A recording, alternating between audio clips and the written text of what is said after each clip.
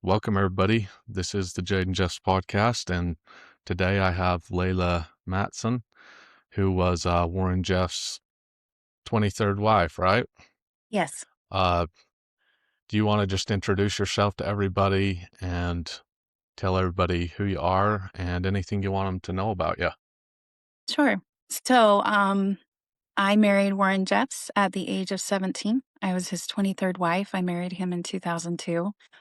At the time, my legal name was Ida Mae, which is what most people remember me as. So, if you refer to me as, in memory of things, then it is fine if you refer to that name. But if not, that's great too.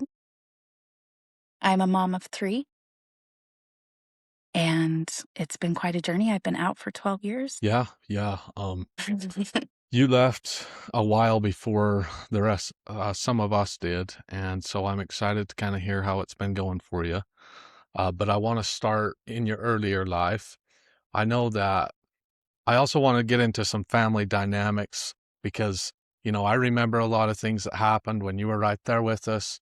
And I don't think people realize how crazy Warren Jeff's family actually was. Uh, No. No. like, yeah, the family dynamics and the cult behaviors that happen just inside the family, like people trying to be the best and be the top. It was a rough for everybody to some degree, right? But let's start with your earlier life and how you ended up marrying Warren Jeffs. But first, just tell us maybe a summary of your early life in Colorado City, because that's where you grew up, right? Yeah, for the most part. So I was born in Hilldale, Utah. Our family lived in Manti, Utah at the time, and my um, family moved to Salt Lake City when I was 2 years old. I actually met Warren Jeffs for the first time when I was 3.5. I went to preschool day at Alta Academy with my oldest brother. My mom and Warren's father are first cousins. Rulon Jeff's mother and my grandpa are full-blooded brother and sister. So not only were Jeffs, but they were family. My when I was about the year I was born, my grandpa apostatized. And so I think it created a bit of a ripple between the family, between the Timpsons and the Jeffs. Because I felt that friction like my entire life. Every time I went somewhere with my mom and interacted with Warren, especially Warren, a little bit more with his brothers and even a little bit with his father, Uncle Reuben, then I could just feel there was like boundaries, there was like this, I don't know. I never saw other people get treated that way. Like mom was just held at a distance. Like she was already half apostate because her dad did, apostatize. Yeah, So yeah. It was almost like your mom was looked down on by dad. I feel like dad specifically because she had bad yes. parents, and I think this is kind of a running theme throughout the FLDS though. Like dad, he just consider if you had bad parents, somehow that was just landed on you, you know? Yes, absolutely. The same way that so my sister and I grew up together, absolutely inseparable. We were 6 weeks apart. We had twinsy names, and I thought that we would have that forever, or at least, until we got married. And I saw that change the day we got married. And the reason that I saw that change is I literally saw the difference between how Warren treated my mom at the wedding versus how he treated her mom at the wedding. And her mom, as you know, went on to be a higher up in the FLDS culture for quite a while. She was married to Merrill Jessup and on and on. So yeah, definitely the dynamic of if your parents were good, you were good kind of thing. And I think that that's how, as I grew up, I knew that I did not fit in to a lot of things. So I never even imagined marrying Warren Jeffs. Never even went through my mind, not even once. So when my dad went to turn me in about a week before, then Warren stood up in meeting and he basically reprimanded all of the fathers for withholding their daughters. And he said he was also guilty of holding back. And so my dad came home from church. I happened to stay home that meeting, which was rare, but he came home from church and he said to me, I feel like I have to turn you in. And so 2 days later, we were able to get through and schedule an appointment to be turned in. And Um, let's just tell people what what that means. So in the FLDS, you grow up. Uh, you don't ever date. You never date anybody. You're right, one day the prophet calls you, and bam, you get married. Like that day or a couple days later. right, But right. get when girls get to be like 17 or 16 or whatever, they get turned in by their father to the Ex- prophet, and then their prophet looks through the man and decides who they're going to marry. Yes, that is generally how it happened. Um, One thing that Uncle Reuben had told my father some few years before was that he felt that men, um, if they were humble and prayerful, they could be inspired as to where their daughters would belong. So when we Uh-huh. went to get turned in, we walked in there and I had no idea how everything was going to change and how it was going to happen so quickly. But we walked in and sat down, and Uncle Reuben said, "So, what are we doing today?" He was 92 years old. Uh, so, we probably repeated everything like 3 times for him, like everything that happened. So, he said, "What are we doing today?" Warren said, um, "This man would like to turn his daughters into you and give them to you." And he looked at my father and he said, "Okay." And my father looked at Uncle Rulin. He said, "Uncle Rulin, sir, I feel very strongly that my daughters belong to Warren Jeffs." And Yeah, so your father, he brings you guys to give you to the prophet, and but he says, I feel with like a my recommend, daughter should marry Warren. Yeah, yes, with a my daughter recommend, with should a marry recommend. Warren Jeffs. Yes. And And so it's you and one other, right? yeah, myself and my sister, she's my half sister, she's 6 weeks younger than me. And to respect her, I won't bring her name up. But yeah, and I was in so much shock that I turned and looked at my dad. I was like, what? And then Warren cleared his voice and said, "I don't think he heard you correctly," because Uncle Reuben didn't say anything. So my dad said it again. And he nodded and he said, "Right, right, okay." And Warren said, I don't think he heard you correctly." And when he said it that third time, I felt like hesitation from him. Like, From who not, then? no, from Warren. Oh, oh, okay. Wanting to marry us. Oh, okay. And then I was like, oh my God, he doesn't want to marry me. And I was just like, Yeah, feeling kind of overwhelmed as it was with the idea of marrying the prophet's perfect right hand man that could do no wrong in the community, and already understanding the struggling family dynamics that I had in my bloodline with him, with the family. Um, I don't know, I was very overwhelmed.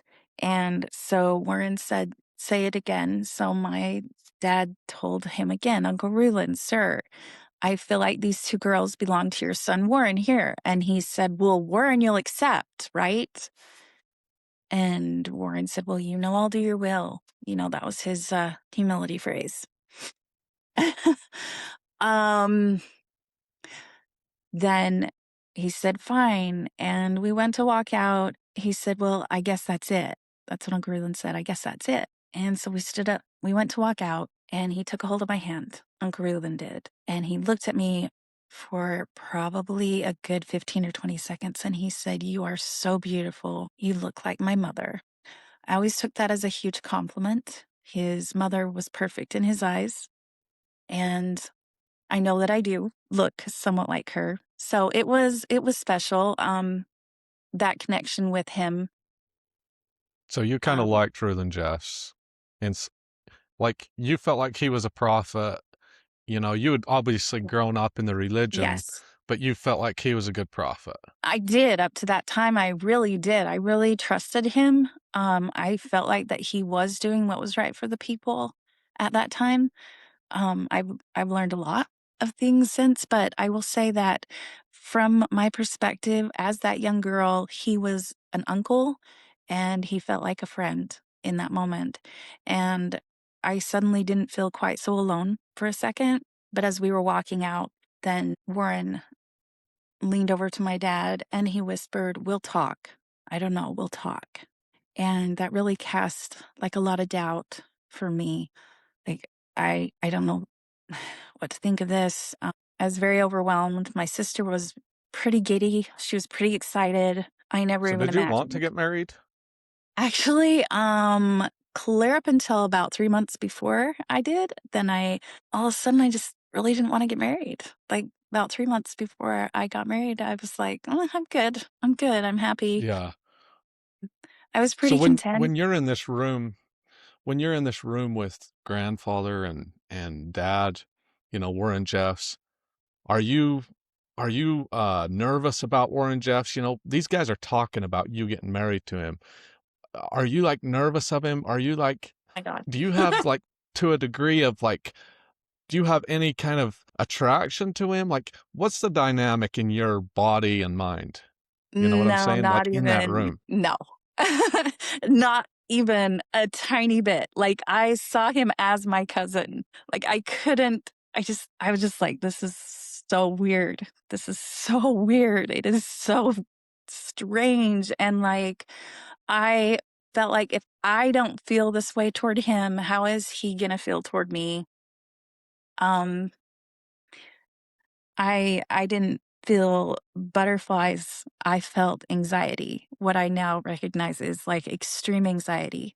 I felt like that I might fail from the beginning, because I knew that I was different. I don't know. Yeah.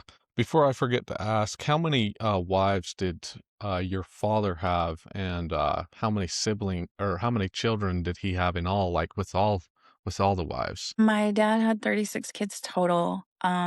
He was married to a total of 4 women, but when I got married, he had 3 wives. A wife had, Okay. been married to him, and she left years before, so yeah. Do you feel like you had a pretty good childhood in the FLDS, or Um, there were things that were good. Um, I really had what you would call a pretty healthy friendship with my siblings for the most part. There were things that happened that were not right in my childhood, um, and that were covered up, dismissed, um, even by Warren. But yeah, I had, for the most part, I feel like that my parents really tried to treat us equally. I really saw my dad try and treat his wives equally. I know it wasn't perfect. A lot of people thought there was favoritism. I knew the inside and outside of, my mother's and their dynamics with my dad.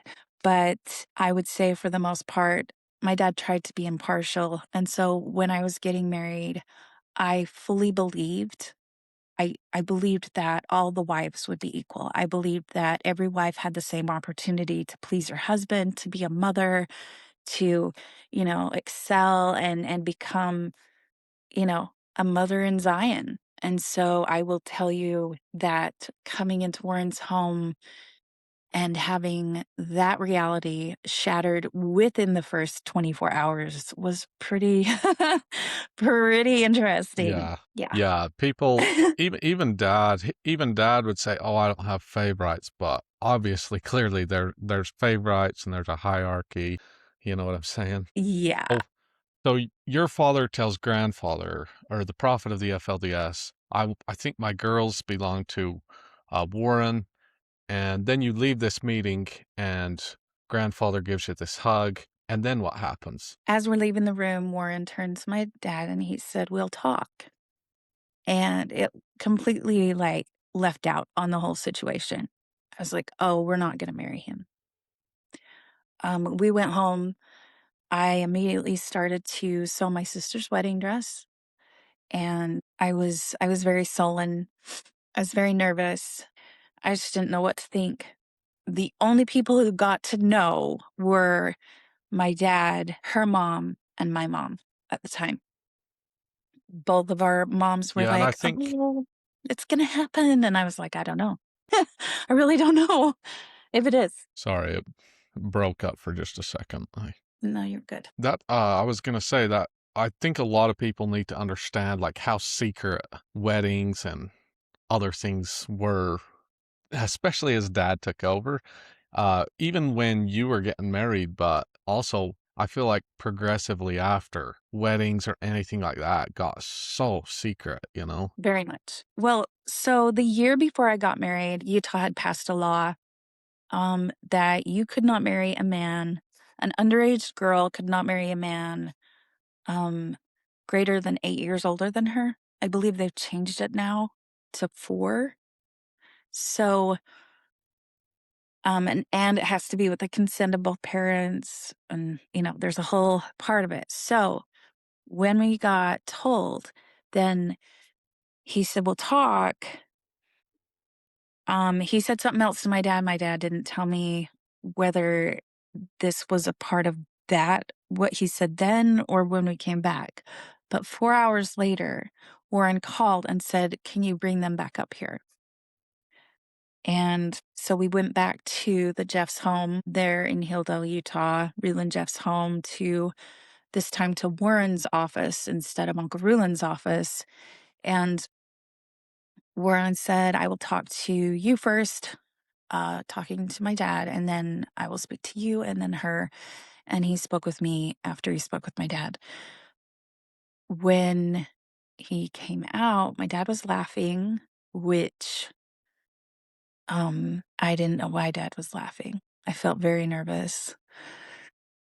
But my dad laughed whenever he didn't know what else to do. My dad was a very jovial person, is a very jovial person. Um, I would say a lot like your grandpa, they kind of laughed everything into existence a little bit. But Yeah. so Warren said, "I'd like to speak to you." And I went into his office with him alone. This was the first time I had So ever been there. was this there at the crick? Yes, yes. This was in '02. This was 6 months before Uncle Reuland died. So I went into Warren's office with Warren. It was the first time I'd ever been alone with him, or really with any other man, to be honest, besides my dad or a brother. So I was very nervous.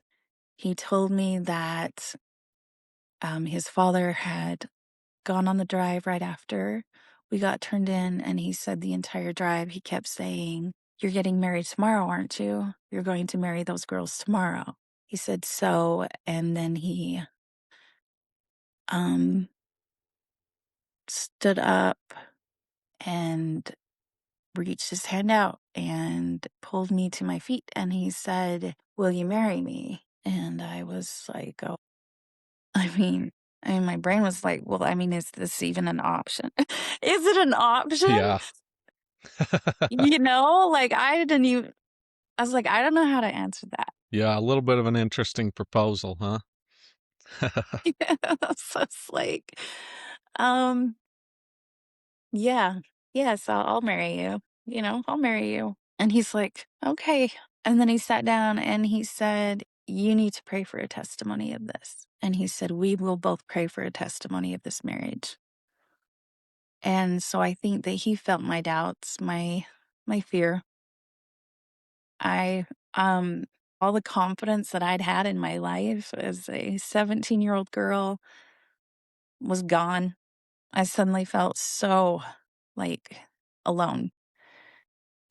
And I he said, "Well, I guess I better ask your sister." And I walked out, and my sister went in, and then they were in there, I don't know, maybe 5 minutes. He did talk to me just a little bit about what it meant to be married to him, that I would be held to higher standards, that he has a lot of women in his house, and that I will learn what it's like to share a man, almost indicating that I might not know what it was like to share a guy.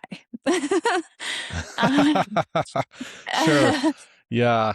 He was like, look, you're marrying Warren Jeffs. You're going to have to be like really good, and you're going to have to yeah. share me with a bunch of people. Yes. Yes. Looking back on it was Yeah, like his ego was pretty large. Um, yeah, I can see and Dad saying that. and he was like, "You'll find out that even in my house there's jealousy, even in my home. Like, even in my home there's jealousy." So you see him saying Yeah. that too, huh? Oh Yeah, gosh. yeah. I think he said that to most his wives, you know. He felt like he was pretty important, that's for sure. Um, so then do you get married like really fast, or uh is it a We came couple days, out or how did No, no, not even 24 hours. We came out of his office. He said, "My daughter Rachel and Becky are also getting married at the same time." And then he told us we were going to go to a little place in Nevada. It was in hiding. The ceremony was going to be very private. I couldn't tell anyone in my family who I was marrying. I could only tell them in my very closest siblings. I could only tell my very closest siblings that I was getting married. I could not tell them who I was marrying. And we had to I had no idea where we were going. Looking back on it, I literally felt like I was being trafficked to my wedding because it was like, "Be quiet, sit in the car, Yeah. don't be seen." Like, we're going to this far place, and then we get there and they hurry us into these rooms where we're not standing outside and, like, interesting. Now that I've watched Yeah, I feel movies, I'm like like, "Oh, wow."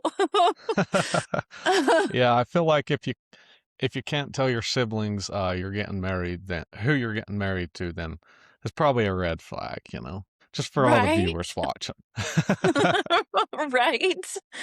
Yeah. Um, Um, yeah. yeah. So, yeah, just so everybody knows, at this time, like the FLDS, they would, uh, they would go down to Nevada to perform marriages so that, because I guess it was legal. I think if you're 16, it was legal in Yes. Nevada, but it's Yes. illegal in Utah. So they were trying to Yes. go down there quietly do it. So if they ever Yes. got put in court, they could say, oh, this was done in Nevada. Yes. And up to that time, I only knew of girls who had been married at the age of 16 or older. I did not girls who got married at 15, 14, 13. That happened later. That happened after. Yeah. And it was very shocking. Um, because it was shocking enough for a 16-year-old to marry a 46-year-old person. So, and I did not want to marry an older man. I will be very, very honest about that. I did not want to marry. I told my dad, I don't want to marry a man as old as you. Warren is 2 months younger than my dad. Oh, wow. Okay. Yeah. So for all the viewers, if you're marrying somebody that's just about the same age as your dad, that's also a red flag. When you're 17, Yeah. yeah, because it just wow. So he was 46 and I was 17, and my sister was also 17, and so I had to go to school like normal. I had to go do the morning class stuff. I was a school teacher. The next morning, I went to morning class, and at this particular point, Warren had already integrated our school into his morning class. The next school year is when he took all of the private schools and put them in the same morning class system. But this school year, it was just the Pioneer Academy and the Jeffs Academy. So, and I believe that was done because of his seventh wife being a relative to Pioneer Academy. So her father's family was also in it. So his seventh wife was my first cousin. But we went to morning class. He looked at me, and I know he saw me. I know he saw me see him. I was very nervous when morning class got done, and he cut it kind of short that morning. It was generally around 45 minutes long, start to finish. I would say he wrapped it up in about 30 minutes, which was very, very different for him. And he turned and looked at me across the room. And I was sitting about the third way back in the LSJ meeting house, which is about 500 people back, about 500 seats back. And he looked at me and he said a little bit loud, he said, "Don't be late," like that. And I went home quickly, told my dad what he said. We loaded up in the car. I will rewind a little bit. I stayed up all night because after he proposed to me, I started making my own wedding dress. So I made my wedding dress that day or that Did night. it just did it just take you one day? It took me about 6 hours to make my sister's dress and about 8 hours to make mine. Yeah, this is just remembering, like it feels to me like anytime somebody was getting married, they would just hurry and make them a wedding dress, or when we were going to get baptized, they would just, Yeah, if there wasn't clothes, they would hurry whip up yeah, some white clothes, you know. yes. Very My common dress thing. was not extravagant for a wedding dress, but it also was not simple. Um, that's why it took me 8 hours. Because I was an experienced seamstress at the time. Okay. Well, hey, if you can whip up your wedding dress in 8 hours, then good for you. I don't recommend it. I don't know how many people in the chat could do that, you know. And interestingly enough, wedding dresses have been something that I have done a fair amount of since I left the church. It's actually been kind of my niche, wedding and formal. So I've whipped up a few other wedding dresses. Yeah. Hopefully for people that weren't marrying their people twice their age, huh? Yes, accurate. And also they weren't keeping it secret from their family and a few Yeah. things like that. Yeah, so there was that. Yeah. So you go down to Nevada and you're at this, I think it's like a hotel, isn't it? It's like a hotel thing, Yeah, or a so motel. well, yes, it's a motel, but it's a hot springs called Caliente, Nevada Hot Yes. Springs. And it's a very small place. I think like 20 or 25 rooms total. And he told one of the men to direct us into a room. We sat in a room, and then someone came and knocked on the door. And I don't remember, but I think that it was Barbara. And I opened the door and she said, "Could you help me with something?" And I was so nervous. I followed her in, and there was something with Rachel's hair. And I don't remember what it is now, but I went in and helped them with something. And it was Annette and Barbara and Rachel and Becky in the room. And I felt better knowing that they were there. I felt less alone, but Yeah. And just so people know, those are some of Dad's those are family. Warren's those are Warren's 2 daughters that are 6 months older than me. So they were not 17, they were 18, but yes, and they were marrying people that I knew, and actually, they were marrying my former boss and his brother. So I knew who they were marrying quite well, and like, I was happy for them, almost happier for them than I was for myself because I was very scared. Very, very, very scared, very nervous, very overwhelmed. Uncle Warren was the most powerful person in the community. Um, his word was, law. Even at that time, even with his father still being alive, we all knew that Warren essentially ran it. We did know that. Yeah. And so I was very scared. Um, I was very shy. And I felt like I don't know if I can do this. I'll be honest. Uh-huh. So you were pretty nervous going into this marriage. Yeah. Yeah. Yes. And So so we went in. did you put on the wedding dress when you got there or before you Yes. went? No, before when we got there, and we had when they told us what room to wait in, they said, "Now hurry and get ready." It could be 10 or 15 minutes, but it ended up being about 2 hours, that we waited before we got married. That put it at about 11:30, um, Las Vegas time, and we got turned in at noon the day before. Okay, so it's yeah, that's pretty fast turnaround. You get turned in, you're Yeah, getting married in moment. You're getting married in 24 hours. That's what I was yeah, trying to tell people. Like in the FLDS, yeah, uh, you know, they find out you're ready to get married as a girl, you might be married in 24 hours, you know? yeah. Yes, and to whoever. Yeah. To whoever. You just knew you were gonna be somebody's obedient wife. You had to be, that was the option. That was the option. Yeah. So all the people complaining that they only had a 8-month engagement instead of 3 years, then I'm just saying, like it could have been. Should've been a little shorter, I'm telling you, I've been there and done that, yeah. Don't recommend it. It's a bit much. There's a lot of anxiety that comes with that. A lot of, yeah, yeah, it was scary. So did Rachel and the other girls get married before you? Yes, they did. They did. There was 2 other girls, um, who got married, 2 other girls from the community, because there were 6 weddings total that day. Um, I do not remember who they were, though. I just remember seeing them there in their wedding dresses and being so scared for them. I do remember one of them, I knew she was marrying a man who was quite a bit older than her, and I actually, like, teared up for her. I was like, how would that even be for her, you know?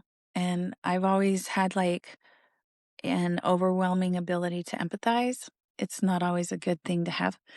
Yeah. Sometimes it's too much, but I really did have a lot of empathy and feelings of like concern for her going into that marriage. And I I had the same concerns but much larger for myself. I really felt like I probably would never be perfect enough to actually be one of his wives. But I was gonna do my best, and Yeah. we got married, and the ceremony was very simple. Um, my wedding and my sister's wedding were the last 2 wedding ceremonies that Reland Jeffs performed. Really? And yes, the very last 2. The only ones he ever performed were for Warren at that time. All the other weddings were performed by Warren. Oh, I see. Um, but he married another wife, wife number 25, 6 weeks after we got married, but, um, Uncle Fred officiated. So Oh. Hmm. we were the last weddings, iconically, that Reel and Jeffs performed. Yeah, so can you tell us a little bit more details about this wedding? Like, do you just walk in the room, hold hands, and then Ruthen Jeff says what he says, and then is that kind of what happens, or? Okay, so we walk in the room, um Rulin is facing us like a minister would, but he's sitting down. Then there's this row of chairs. Warren was sitting down. He had a empty chair next to him, and then he motioned for his first 2 wives to come sit on the other side of him, and he motioned for me to come sit by him. He motioned for my sister to sit by me. and we sat down. My parents sat in a row behind us. It was very small, it was very quaint. Rachel and Becky, the girls were there with their husbands. Um, and I believe 2 of his brothers and 3 of Rue and Jeff's wives, and that was everyone there. It was very quaint, and we sat down, and Warren took my right hand and held it in what is called the patriarchal grip, and he said, "This is the patriarchal grip." So yes, y'all, there's a special handshake, and it isn't in the temple. It's when you get married. That was, like, always the question from everyone ever was, "What about the special handshake? What's the special handshake?" I'd say the only one that I, like, really experienced was that. And Rue and Jeff started the ceremony. Do you take yada yada? Do you take but in their ceremony, it is, do you take this man for time and for all eternity, with a covenant and a promise on your part to obey all the laws, rights, and ordinances pertaining to, and basically committing myself to be a perfect wife in perfect obedience and give myself to him as unto the Lord. It's also part of the terminology. And so immediately you feel the level, you know? Immediately you feel like, okay, my husband's always up here. And, Yeah. I will always have to look up to him, to honor him, to obey him. Don't question him. Yeah. Yeah, for sure. I feel like in the FLDS, uh, people in the world, we all are arguing about men and women and who should be, all this stuff. But in the FLDS, there's like no argument about that. Like, it starts out with No, there not being an argument, you know? there's no argument. Women knew their Yeah. place. Yes. We were to be quiet and sweet and humble and prayerful and obedient and don't complain. It was pointless. Yeah. So, It was pointless. yeah. So, a lot of times when dad's wives would tell their wedding story in like testimony meeting when we were growing up, sometimes they would include this and sometimes not, but they would include this or was it did grandfather after he performed this ceremony, did he say you should kiss the bride or anything like that? And did that happen in your wedding or Yes, it did. You may kiss the bride. And he kissed me. And, being in a very happy marriage now, an actual uh-huh. marriage of love and You mean now? equal. Yes. What I felt in that moment was, okay, this kiss basically sealed the requirement of obedience put upon me. Yeah. That is what I felt in that kiss. Yeah. It was not passionate. It was very simple. Um, yeah, Yeah. Okay, so uh you get married and your sister who's the same age gets married to at the same time, right? 5 minutes later, yes. Okay. And then do you get in the car with Warren Jeffs and drive back or No, so at the time, Warren was always driving his father around.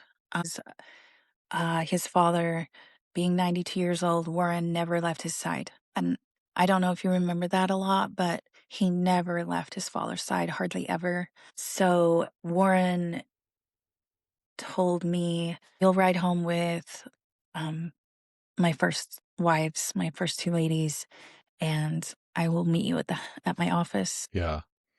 I feel like if you can't ride home, sorry, am I talking over you?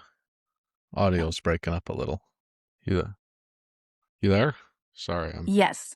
Yeah, okay. can you Yeah, I was just gonna say I feel like if you can't ride home with your husband, then you're kind of off to a bad start. right? Yeah. But what you can Yeah. continue. Uh, yeah, I lost a little bit of audio there, but continue on. What happened after? So we rode home. I was very nervous. My parents were told you can bring their stuff by later. Um, so my sister and I rode in absolute silence. It was excruciating. At the time, I was like scared to death of Warren's first wife. Later, I Mm, came to absolutely love her mhm, because she was different like I was. She really was very different like I was. Her father was an apostate. I felt like there was always like something that we kind of got. Also, um, I'm blood related to her on my mom's side as well. So I think I kind of understood her, and I feel like she kind of understood me. And I came to really be able to trust her for the most part, and it was a lot. We got home to the Jeffs property. We were in Warren's office waiting. Warren came and he said, "Let's go down to the house." He walked us into the home, and there was the 22 wives and I think 30 something children waiting for us. I think there was like 34 children at the time, and I will say that, um, there was 4 or 5 women I did know growing up, and I never imagined being their sister wife, but one of them being incredibly sweet. We went to 1st grade together. She was an angel person, and she stepped up to me, all 5 feet of her, and she said, "Welcome home," and she gave me a hug, and I felt a little less alone, but I was very scared. Um, yeah, I imagine, like, walking into a house with 20 wives already there, 22 wives already there, whatever, and yeah. 30 kids, you're like, "Not quite the marriage experience I was hoping for, but thanks anyway." I didn't even know what to think at this point. I was like, Yeah. my head was swimming. My head was swimming. My cousin, who was married to Warren a few years before, we had not always got along. Mm. And suddenly, she walked up to me and was super kind to me. And I was like, wait, like, Yeah. um, like, what is this? So the sister wife banter was getting off to an early start. Oh, yes. Oh, yes. Mhm. Within the first 10 minutes of being home, to be honest. And it it it got on pretty quickly. He he later spoke with me that day. He took me aside into his room and we talked for a few minutes, and he basically told me that he wanted me to keep teaching school. I was teaching school in a private school.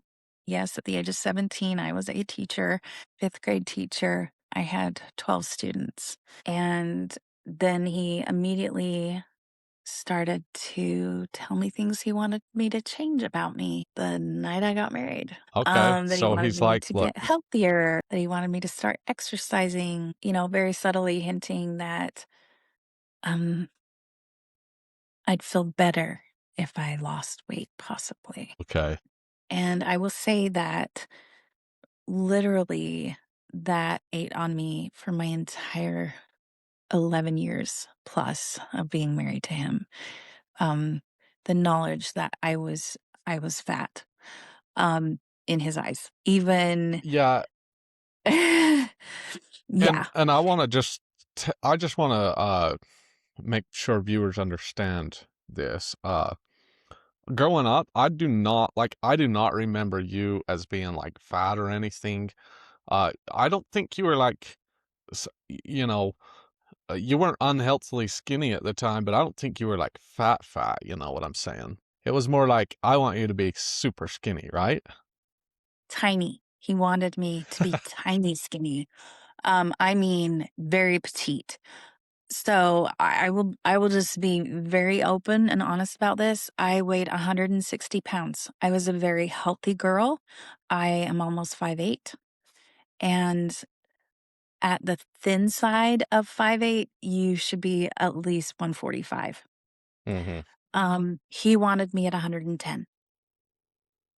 So as time progressed and I was doing everything I could to get healthy, to be worthy to be a mother, which is always the term he would use. You'll be ready for motherhood. You'll be worthy to have children.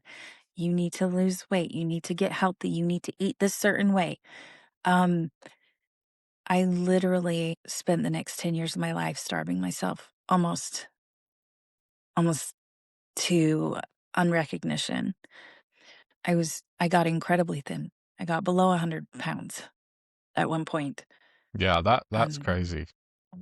thinking that that's what he wanted because every time he spoke with me, he said, "Are you losing weight? Are you losing weight?" So I knew that that was part of my like preparation. That was part of my qualification that he would tell me, um, God will reveal to me when you're ready to have children. And it was very difficult, I will say, to see other wives who would marry him and then suddenly get pregnant. And I would be like, oh my gosh, I've got to be at least that size. I've got to be at least that way. I've got to be Yeah. at least like her. And the pressure was unbelievable, you know? Yeah.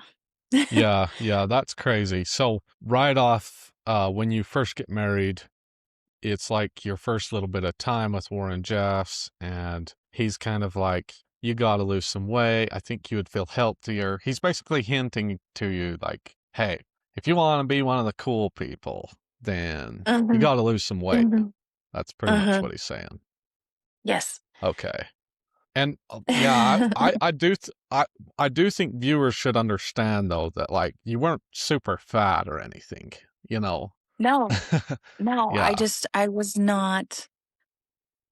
Okay, this is very adult here. What I'm gonna say is he Okay. had a very, very particular appetite toward tiny girls, which as time progressed, I would see how his wives were getting younger and younger and smaller and how proud he was every time she was so tiny that he could pick her up. And it was actually quite nauseating.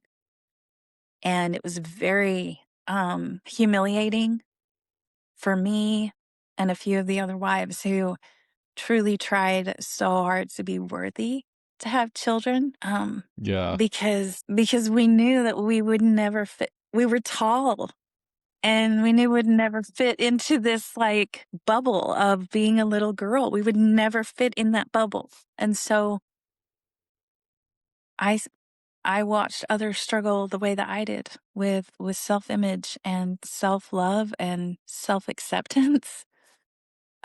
And as soon as you grew any kind of self confidence, then there was always a sister wife who would hint toward something to make you feel bad about something about yourself. I had a raging stomachache one night, went to the kitchen. I had severe ulcers. Did you? I was actually hospitalized with ulcers while married to Warren for a few days. And so, healing from that, I went to the kitchen. My stomach was on fire, and I poured myself about 2 ounces of buttermilk. And one of the tiny wives came in and said, "Oh, that'll keep you skinny." I Yeah, was that 110 pounds when she said that to me. I was 110 pounds. I was already skin and bones. I was too thin by 30 pounds. And so I was just like, oh my gosh, like I can't even. I was like, yeah, well, and I drank it. And she muttered something about, see if my suggestions ever help. Like, and walked away all like, yeah. the part that annoyed her was we weighed the same and she was 5'1". Oh wow. Yes, and I was almost 5'8", and it annoyed her. She commented on it a few times. Oh, okay. Like, how So a can you little bit of possibly weigh that? jealousy. Yeah, and I don't know why. I don't know why. She had children, I didn't. I Um, mean, yeah. Uh, so you get married, life is kind of this way, but you really want to have children. And a lot of people are having kids, or some people are having kids. I think a lot of people don't realize, but I think only 16 out of 79 wives ever even had kids. And the rest were just trying to be worthy. And it's definitely it's a bad idea to marry a husband that thinks you need to be worthy to have children because you probably never will.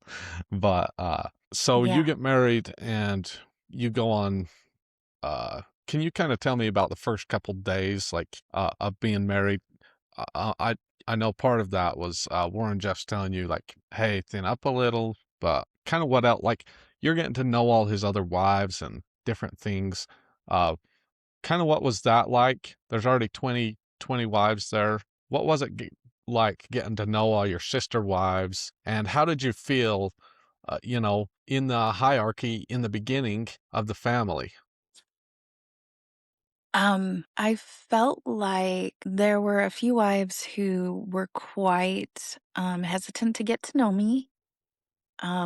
And I knew the reason was because their family did not like my family in the community. So there was like instant like separation, superstition type things with certain of the wives. There were a few wives who were from Canada, and I will say that they were very welcoming to me because they felt like they were on foreign soil too. And so I made a really like amazing friendship with those two Canadian wives very quickly. Um, but some of the wives were immediately like every day for probably the first week, I would get dressed. Oh, by the way, um, the day I got married, after Warren talked to me, he walked me to the bedroom I would be staying in, and I was staying on a trundle bed in the middle of the room with four other beds surrounding me, 4-day beds, and we were sharing a bathroom. Um, and Yeah, that's so crazy. Like you get married and you come, there's already 20 wives, and then you got to live in a room with four of them and share a bathroom with them. It's like I thought I was an adult now.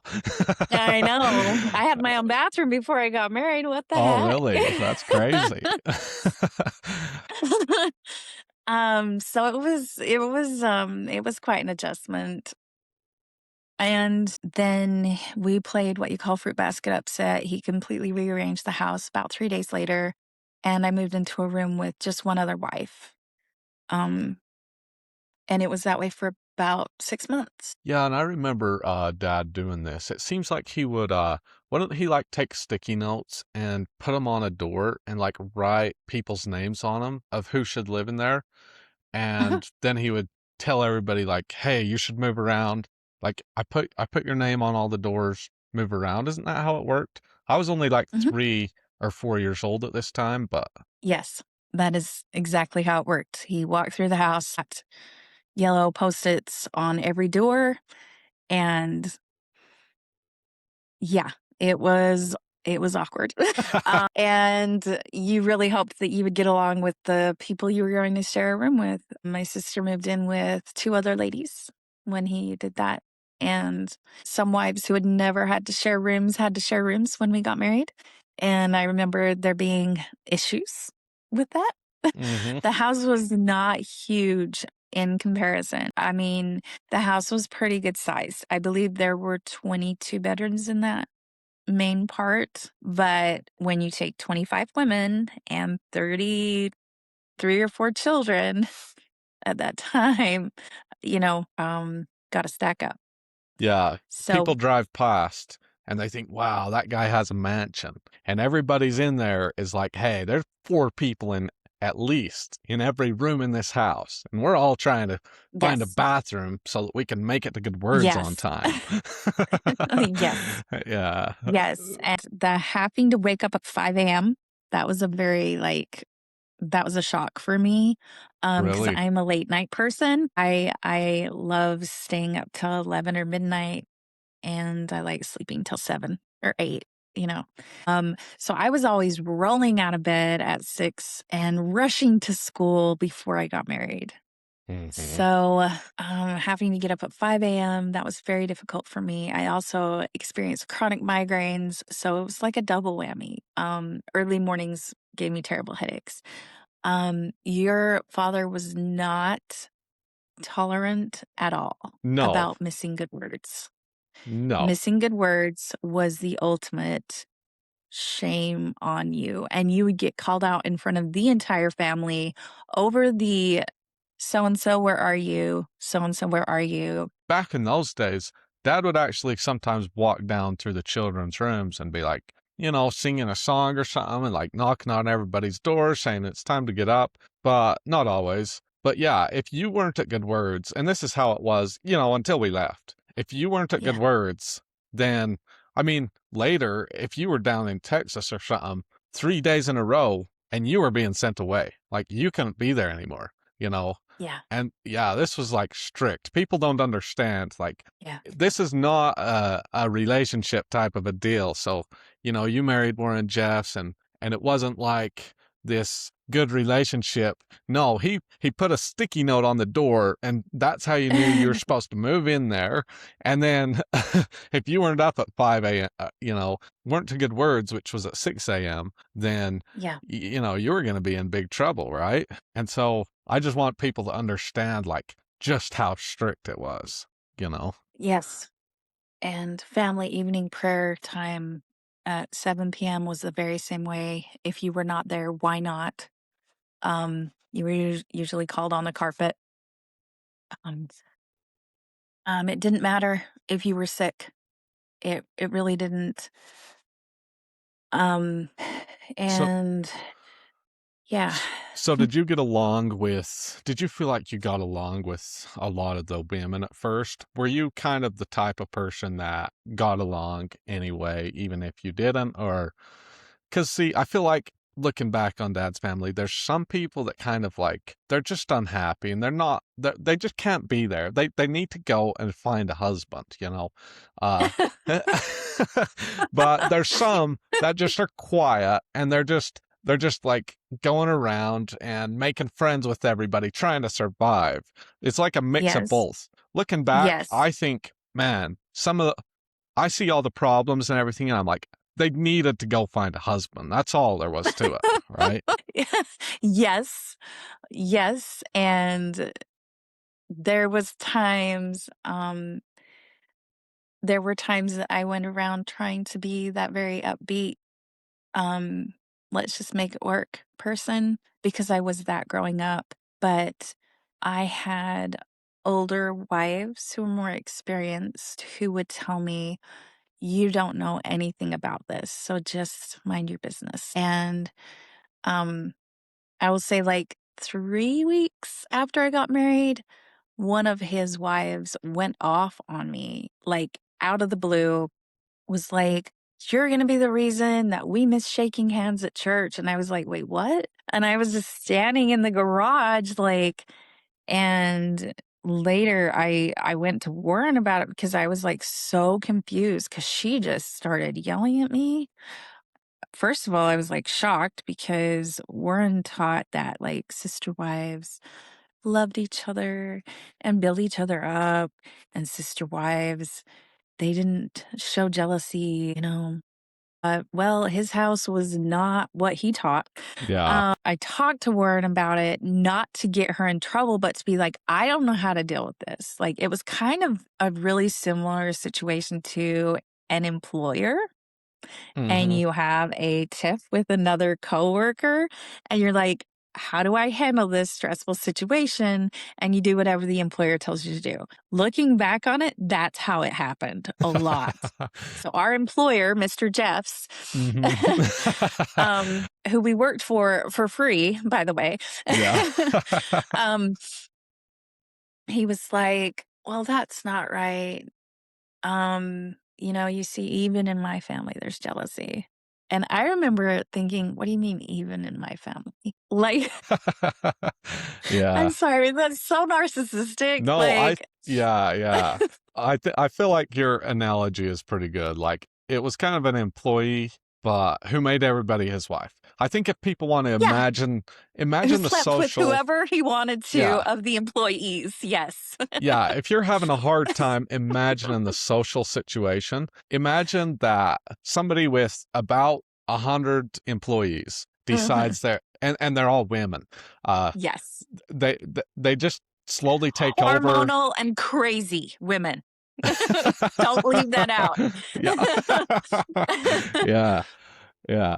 So this kind of is a little bit of a rough start, but you're trying to fit in, right? Yes, yes. And so as time progresses, you also married dad at a time where he was kind of going a little bit psycho. Like, uh, he's starting to believe that he's like God's coming back and you got to be worthy. So he's starting to take people away from the crick. And, I was one of Yes. those people. But how did you see this play out? Like, you had just married him, and now a year later, he's pulling everybody from the crick, all this weird kind of worthy stuff. The worthy stuff got way more.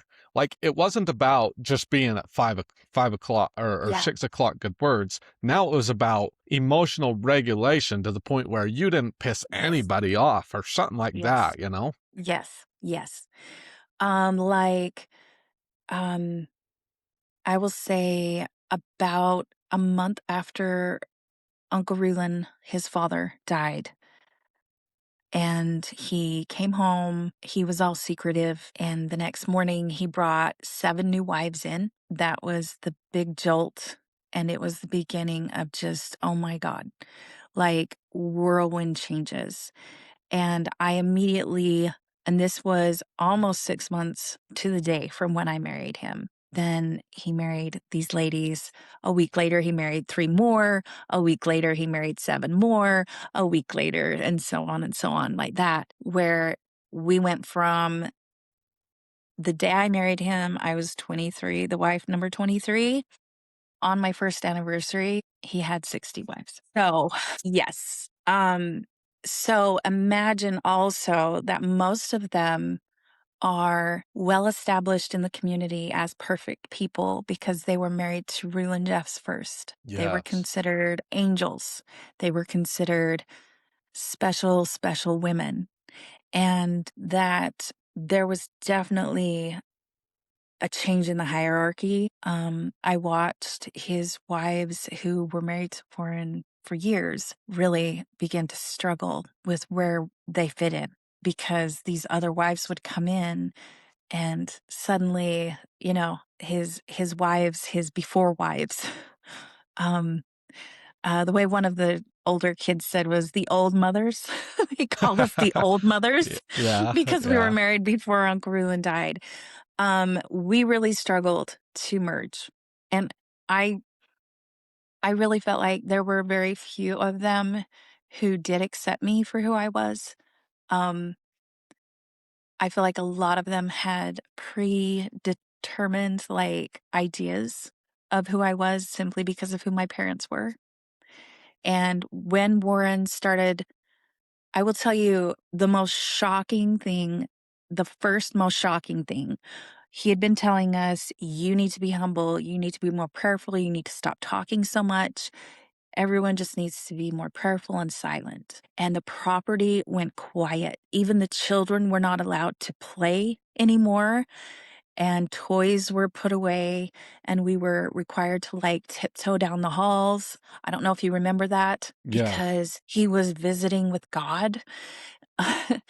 And when he told us that the children were being taken off the property and whisked away into we knew not where, um, because evil men were determined to come on the property and kill the children. That was the first initial like WTF moment that I had. Mm. Like, you, what? Like for real? Like for real, real. Like you're for real, real right now. And Yeah. I looked around the room and everyone was just so solemn. And I was honestly, I truly believe that was the beginning of the end for me. Okay.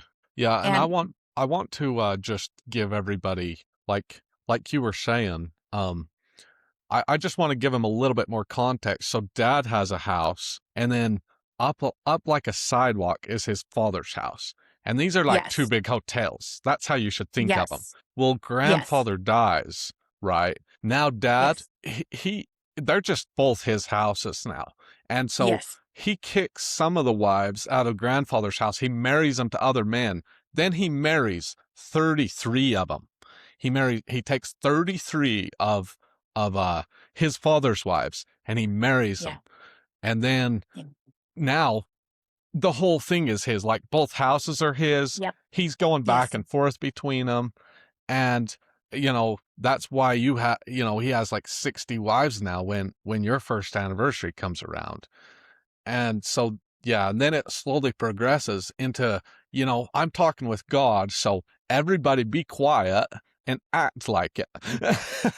And so, Yes. Yes. yeah, and then like you were saying it, then he says, "Well, somebody's going to kill these children if I don't get them out of here." And Yeah. that's kind of where you were at. So, can you kind of tell us a little bit more about that, and then how you felt and what happened with you after that happened? So he, the day that he told us, he basically said, "Everyone go to your rooms." Um, and he called all the wives in who had children to his office, and everyone like quietly went and packed up their kids and were giving them hugs and kisses because they didn't know, exactly what was happening. But he had told them, "Your kids are going to be taken away, and you're not going with." So I knew something was happening. I had one of the babies. He put me on infants, caregiver of infants from day one. When I married him, the day I married him, one of the babies, actually your younger sister, she had pneumonia and was on oxygen. I immediately started to help care for her. She was very, very young, I think 2 weeks old. So I immediately got given responsibility of the babies. So this is a year plus later. I was caring for one of the babies and I got a call from one of the men saying, "What are you doing? You need to take this baby to her mother." So I went and did that. One of the wives came to me and said, "Can you watch this baby for me while I do this thing?" Like I was doing that all the time. I was night nursing at the clinic. I was caring for babies constantly. When we all went to our rooms the next morning, well, I heard noises and I was just devastated because I looked out the window and I know we were not supposed to, but I saw vans and I saw motorhomes and I saw all the kids loading up with your bags and I saw the moms crying and giving you kisses and putting you in vehicles. And it was very, very tragic feeling. Because we hadn't been told yet, people were gonna come kill you guys if you stayed there. This was all just in secret, and it really was the beginning of, like, extreme secrecy within the home, that everything from then on was secret. Everything that happened was secretive and hush, and you didn't tell anybody where you were going, who you were going with, like, you did not talk about it with anyone, right? And that's how he maintained such intense control, I believe, for the most part in his home because of the secrets, because if you Yeah. didn't talk about it, you wouldn't question it. Yeah, I agree. Like the level of secrecy was not don't tell them. It was if you tell them, you could lose your eternal salvation. Yes. That was Yes. the kind of secrecy it was. And Yes. Yeah. it went from I'm jealous of you to I'm humble and I'm trying to be worthy to go somewhere better because I wasn't Yes. worthy. Yeah. So Yes. when do you That. yeah. When do you end up leaving Colorado City, Arizona yourself, you know? When is it that you get the call and you're like, I'm supposed to leave this place? So he had told us that next day, after he took all the children away, he said it will be a very short amount of time before any of you will be safe here on the property, and you'll also go places, and the world will not know you exist. And um, it was about 6 months later. then we got told that we had to be off the property by midnight, or there were evil apostate men who would break in and take our virtue and destroy us.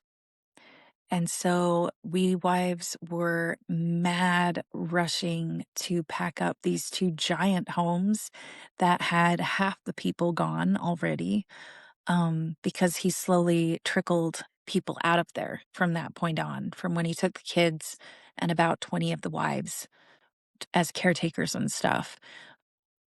Um, and he had married other women. So I would say, I think up to that time, he had 67 wives up to that time. So yeah, it was like you prayed to be worthy, to be um, just a part. You just wanted to be a part of whatever it was, because if this was God's mission, somehow you prayed to be humble enough and prayerful enough and quiet enough.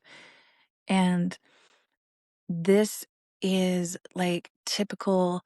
Um, I got corrected a lot in front of the family. Mm. Here was a situation that happened. Myself and another mother were boxing up pots and pans to send to, quote, Zion. And she said, with like this little giggle, I just wish I could turn into a pan. I just want to be a part so bad. I just want to be a part of whatever it is so bad. And I started laughing. And I said, I think I'd rather be a roll of fabric. And that was it. That was the conversation. Well, we were both told that we needed to humble ourselves the next day over the intercom, not just in front of the 20 or 30 women that were there, but in front of all of his brothers' families that were now in the compound that they had taken over and built the 12-foot wall around, because they built a 12-foot wall. On loudspeaker, so and so and myself were told to humble ourselves even unto dust, because God had seen our like mindedness, and that we were to never express loud laughter because it was a sin. And I was very looked down upon, from like very looked down upon by the other wives. And I felt so much shame just walking on the sidewalk from house to house. And it was a pretty great indication of how the hierarchy went. I felt like really that from that point on in my marriage with him, there was always somebody whispering behind my back. Mhm. And I always tried to think, no, I'm sure they don't mean anything. I'm sure they're not talking about me. I'm sure that, and it's what I had to tell myself to survive, because I'm very sensitive. I'm very intuitive, and I love completely. And it felt like every time that I reached out to love someone, to do something kind for a sister wife, I swear every time it happened, I had someone report it, and I would be corrected for being distracted because I would go make them a dress, or I would see that they needed a new nightgown. I'd go make them a nightgown, or I would offer to babysit because they hadn't had sleep, you know? Um, and so it felt like I was being told, we should bless others, we should bless others. But every time I'd try to bless others, then I would get in trouble for it. Every Yes. time. Yes. I think you make a pretty valid point here because I remember this too, like uh it felt like if you did something too much for someone else, you immediately were condemned for not focusing on your husband or focusing on the prophet, focusing on Yeah. God, focusing on building up him. Uh, you should have Yes. been focused on doing something for Warren, something that they wanted you to do, not helping somebody Yes. else. Yes. Yes. And it, so he moved me off the property in August of 2004. I went into hiding, deep hiding.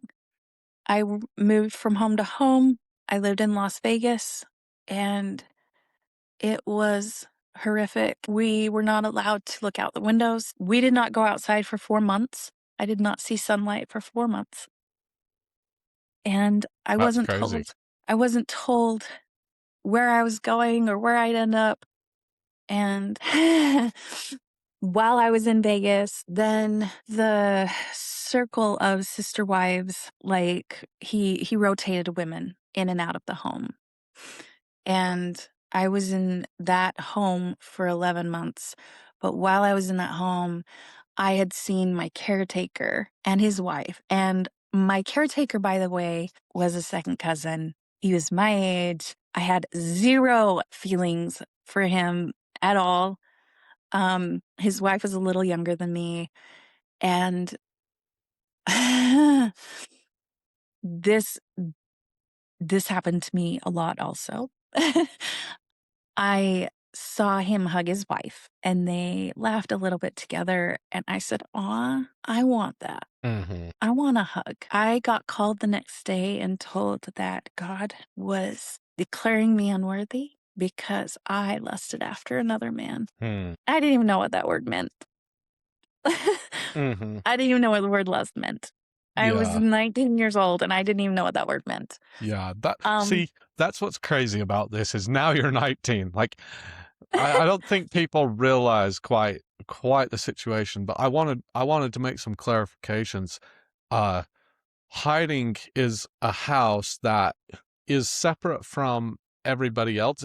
Back then, it might have been like in the middle of the city, like in Las Vegas. Later, it was more often like in the mountains in Colorado. It was some yes, house isolated by itself.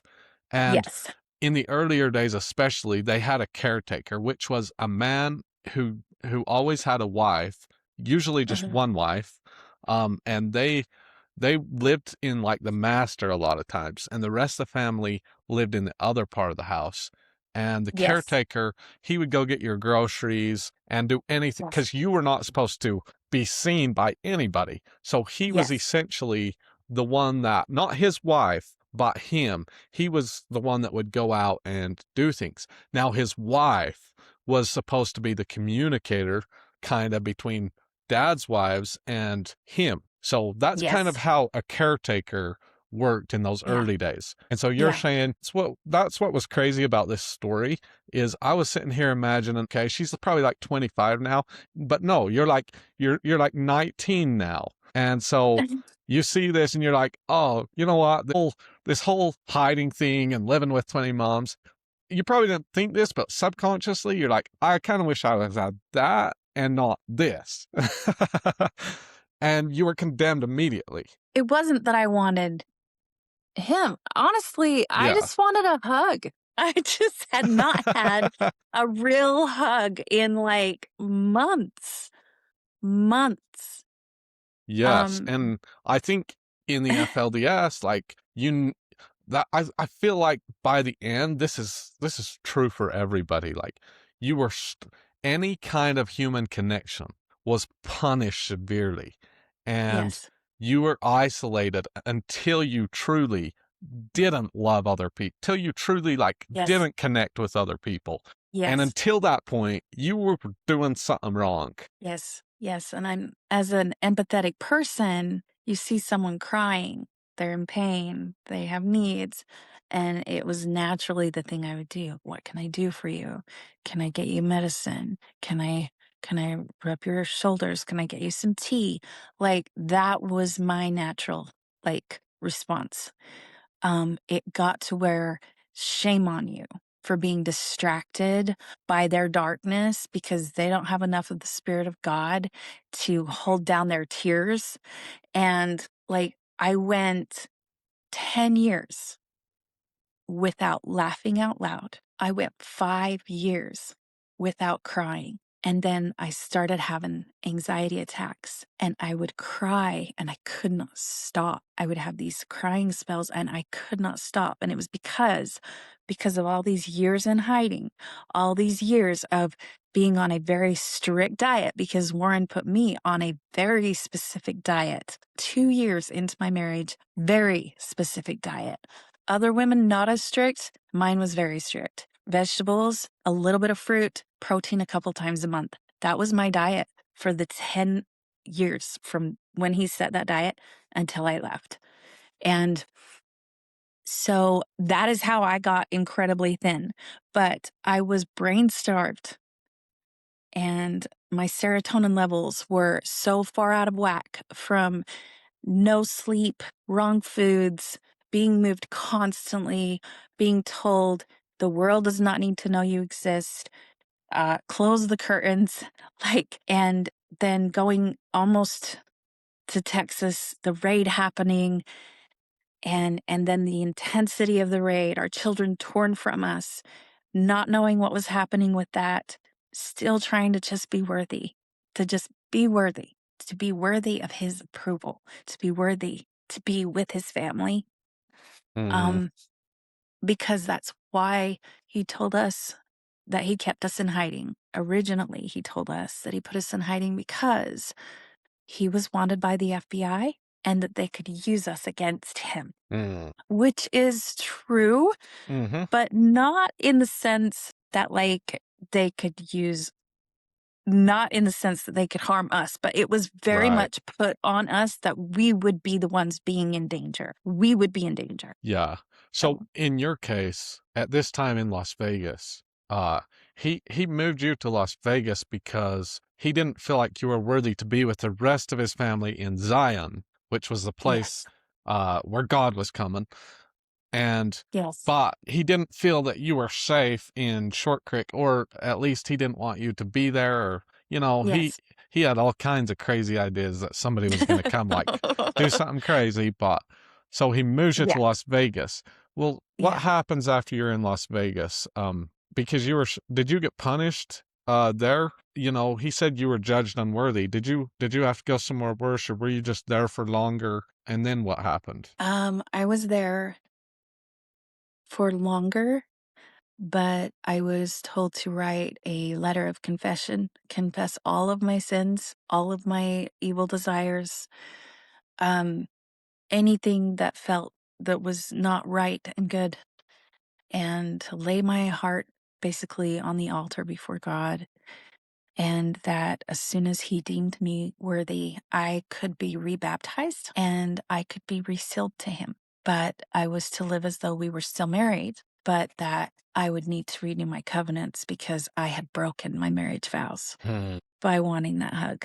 I didn't want to hug that guy, by the way. I had no desire to hug him. I just wanted a hug. Yeah. But this is Well, how someone took what I said to Warren. And this and is and if I had to guess, it was one of the other wives. It wasn't the man and his wife, it was one of the other wives, right? absolutely the Of other wives. course. Absolutely the other wives. The man and his wife had no clue of what happened. Yeah. And yeah, so I felt so alone. He had rebuked two of the other wives the same day that he rebuked me. One of them was really dealing with some depression. He basically told her that she was full of darkness. Um, and actually, biologically, this woman needed help constantly with medication, and she was never allowed medication. And I just remember thinking, I wish she could get help, but I meant medication because in her family bloodline, there was very, very, very strong um, chemical imbalances genetically. She was also told she had to be rebaptized because she was full of darkness, and another wife was also told she had to be rebaptized. And the three of us were pretty much looked down upon at that time. He rearranged the houses in hiding. He took a bunch of the women away. The three of us were there, and then he brought a bunch more women in. Like, he was always changing it up. I was always being thrown into new situations with new sister wives. So for the 11 months I was in Las Vegas, I think there were about 17 women that rotated through that house. The most Hmm. we had at a time was 12 women. And yes, we all lived in one big dorm, one big room, and Oh, shared wow. two bathrooms in the basement. We were not allowed to the top floor because the neighbors might see us. Mm. And Yeah, we were told, "Oh, no, you need to start going and getting sunlight." So they would drive us all the way out to Mount Charleston, which was about an hour and a half drive. And we would get to go hike on Mount Charleston. After 4 months, we would get to go hike for about an hour, hour and a half once a week. And we had to stay very low key. By this time, he had changed all of our wardrobes. We were allowed 2 dark dresses and 5 light dresses.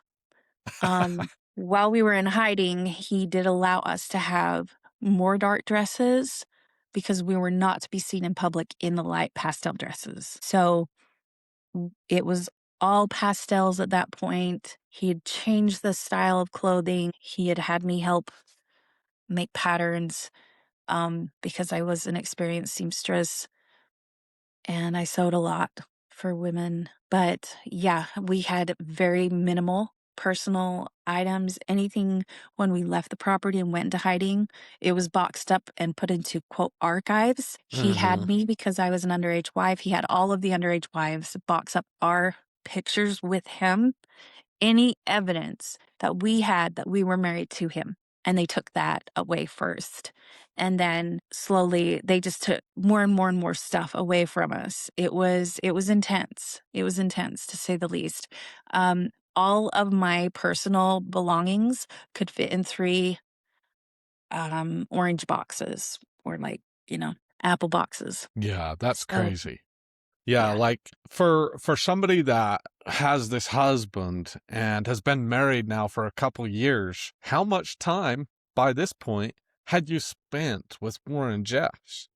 I will say that my personal time with him was very minimal.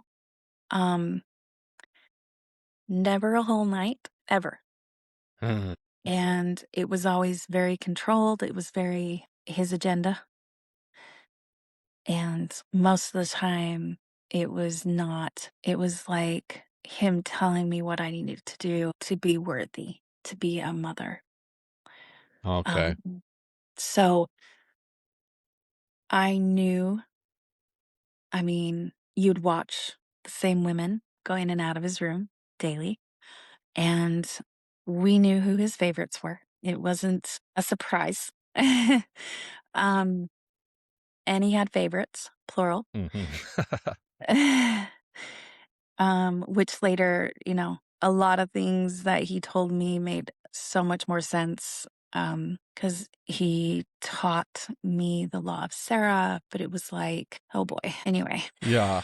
so my intimate time with Warren, probably if you took every personal moment that I had with him from the day I married him, before he was a prophet, by the way, with only 24 wives, to when I left or to when he went to prison in 2006. I'll put it there. Yeah. I probably spent a total of 24 hours with him. That's insane. Yeah. So for all the ladies out there, if your husband spends more than 24 hours with you in a 7-year period, then they're better than Warren Jeffs. uh, I wanted to tell people a little bit about how the hiding, care, like you said, 17 women came shuffling through that house while you were there. Um, and I wanted to tell people a little bit how that worked. Like how I remember it is you get a call and you be told, "Hey, be ready to go in 2 hours. Somebody will be there to Mhm, pick you up." You grab mhm. those 3 boxes because like you said, your stuff fit in 3 boxes. You grab those 3 boxes, you're ready to go. Bam, you get in the car. You don't know where you're going until you get there. Exactly. Yeah. And you don't know who's picking you up, and you have no idea whether you're gonna travel 10 minutes or 22 hours, as was the case one time. Oh, and they pull a bathroom trailer because you're not allowed to go into the gas station. Oh, So they yeah, no, we didn't even get the bathroom trailer half the time. Oh, really? We had to hold it. We had to hold it. There Real were several trips where I did not get to use the restroom for over 12 hours really. and was not offered water. Um so And yes, could not sit in the front of the vehicle because Nobody No. could see you. No way. Nobody could know, human trafficking at its finest. Yeah. Yeah, this is that reminds me of human trafficking to some degree. Like you get a call, hey, you're going somewhere in 2 hours, and then you know, Yeah. it's kind of crazy looking back on it. Yes. So after Las Vegas, kind of what happens? So he called us, told us, "You're leaving Las Vegas. Vegas is going to be destroyed in the next 36 hours. So you need to be out of there in 12." Which, by the way, didn't happen. But that's because God was giving the world more time to repent. Yeah. We drove to Colorado, which is the beginning of what I would call like the really dark place of hiding. Hmm. We were on the top of a mountain. We were in the middle of nowhere. Um, we got shoveled around. So whoever I was living with in Vegas was not living with me at this other home. I got a new caretaker. Um, I will tell something very personal. I, as a child, had been inappropriately touched, Hmm. and I had told Warren about it. He told me that I need to forgive that man because now that man is an elder in the church, and that I needed to be worthy to be rebaptized so that God would forgive me of that. Um, which, by the way, it happened when I was 7. Wow. Um, and 2 weeks later, he moved me into a home where that man was my caretaker. Really? And I was the wife that was told to be the communicator between him and the other wives. Hmm. Yeah, that's wild. I never knew that at all. Yeah. No, thanks So for sharing that. Yeah, that's crazy. that was hard. That was very, very lonely and very hard. Um, and it kind of was the beginning of like my self love and self acceptance, like just going down from there because Warren told me I was the one who needed to repent of that and that I needed to forgive this man. And that man is still in the FLDS Hmm. and a faithful elder. Hmm. Yeah. Newsflash. So, and I knew other things like that had happened with other people. And I would slowly like hear stories of like things like that happening and realize that women really we were not able to complain. We were not able to Yeah, I have agree. feelings. Yeah, No feelings. that seems accurate from what I remember. Like it it's true, like not every single person was being abused, but if you were, you weren't really ever able to complain about it for sure. Right. Yeah. So how long are you in Colorado in this house of hiding, or do you move a few times? From the first move from the home in Hilldale to when I went to when I left in 2013. So in 10 Hmm. years, Warren moved me 41 times. Yeah, wow. Yeah, that's good memory on that. 41 times. And it was, um, I never knew where I was going. I never knew who I was going to live with. I I knew nothing about nothing. And so the constant anxiety of like, am I going to be at a place of correction? Am I going to a place that's better? Am I going to Zion? Am I going to hiding? Am I, in limbo because I need to repent? Because most of the time that wasn't told to you until you got to your destination. And Yes. yeah, so the unknown Yeah, was pretty big. yeah, that's pretty crazy. Um, and I would just tell everybody like this is kind of how it was to be, what she's saying, that's how it was to be Warren Jeff's wife. You were Yeah. moved around whenever, wherever, and you were told what to do. And a lot of times the situation you were put in was actually, you could think of it a little bit like house arrest in the sense that mentally it made you literally, no, even I saw this in my own mother too. Like, it made a lot of these women literally start to wonder, you know, about existence itself. I mean, like, yeah, it makes you a little, it can Yes. make you a little bit crazy. You know what I'm saying? Yes. Yes. And with very limited food. Um, we were not allowed medications for the most part. And so only certain wives were allowed to get vitamins. You had to kind of be a mom who had kids to ask for vitamins. Um, yeah. And most of the time, I think the moms who did have kids, they would ask for the vitamins for the kids and then take them with the kids, Uh-huh. which um, was smart on their part, I feel Sure. like. I do. I think that Yeah, was good. But we were required to consume so much garlic and ginger and lemon. That was the holy cure-all for everything. really. I got deathly, deathly ill. I mean, I did not get out of a bed for 14 days. I had a doctor come and do the tests at a very private residence in hiding. I was diagnosed with the swine flu, influenza A, strep, and both of my eardrums had burst. Wow. That's And crazy. I was at 11,300 feet elevation. I In could not breathe. in Colorado. And yes, and I had pneumonia on top of Wow. it. So I really thought I was going to die. And the thing that everyone brought to me to help me feel better was a blended up 2 or 3 cloves of garlic, an inch of ginger, the juice of a lemon, and 2 tablespoons of olive oil down the hatch because that's what Warren took when he was sick. So that will cure everyone and everything. Yeah, that was the Yeah. cure all. Yeah. Yeah, yeah, I can Um, that makes sense. And I like a couple of dad's wives at least. I remember a few of them at least that had ulcers. And though I only knew because, I was with them enough, but I think a lot of them got ulcers.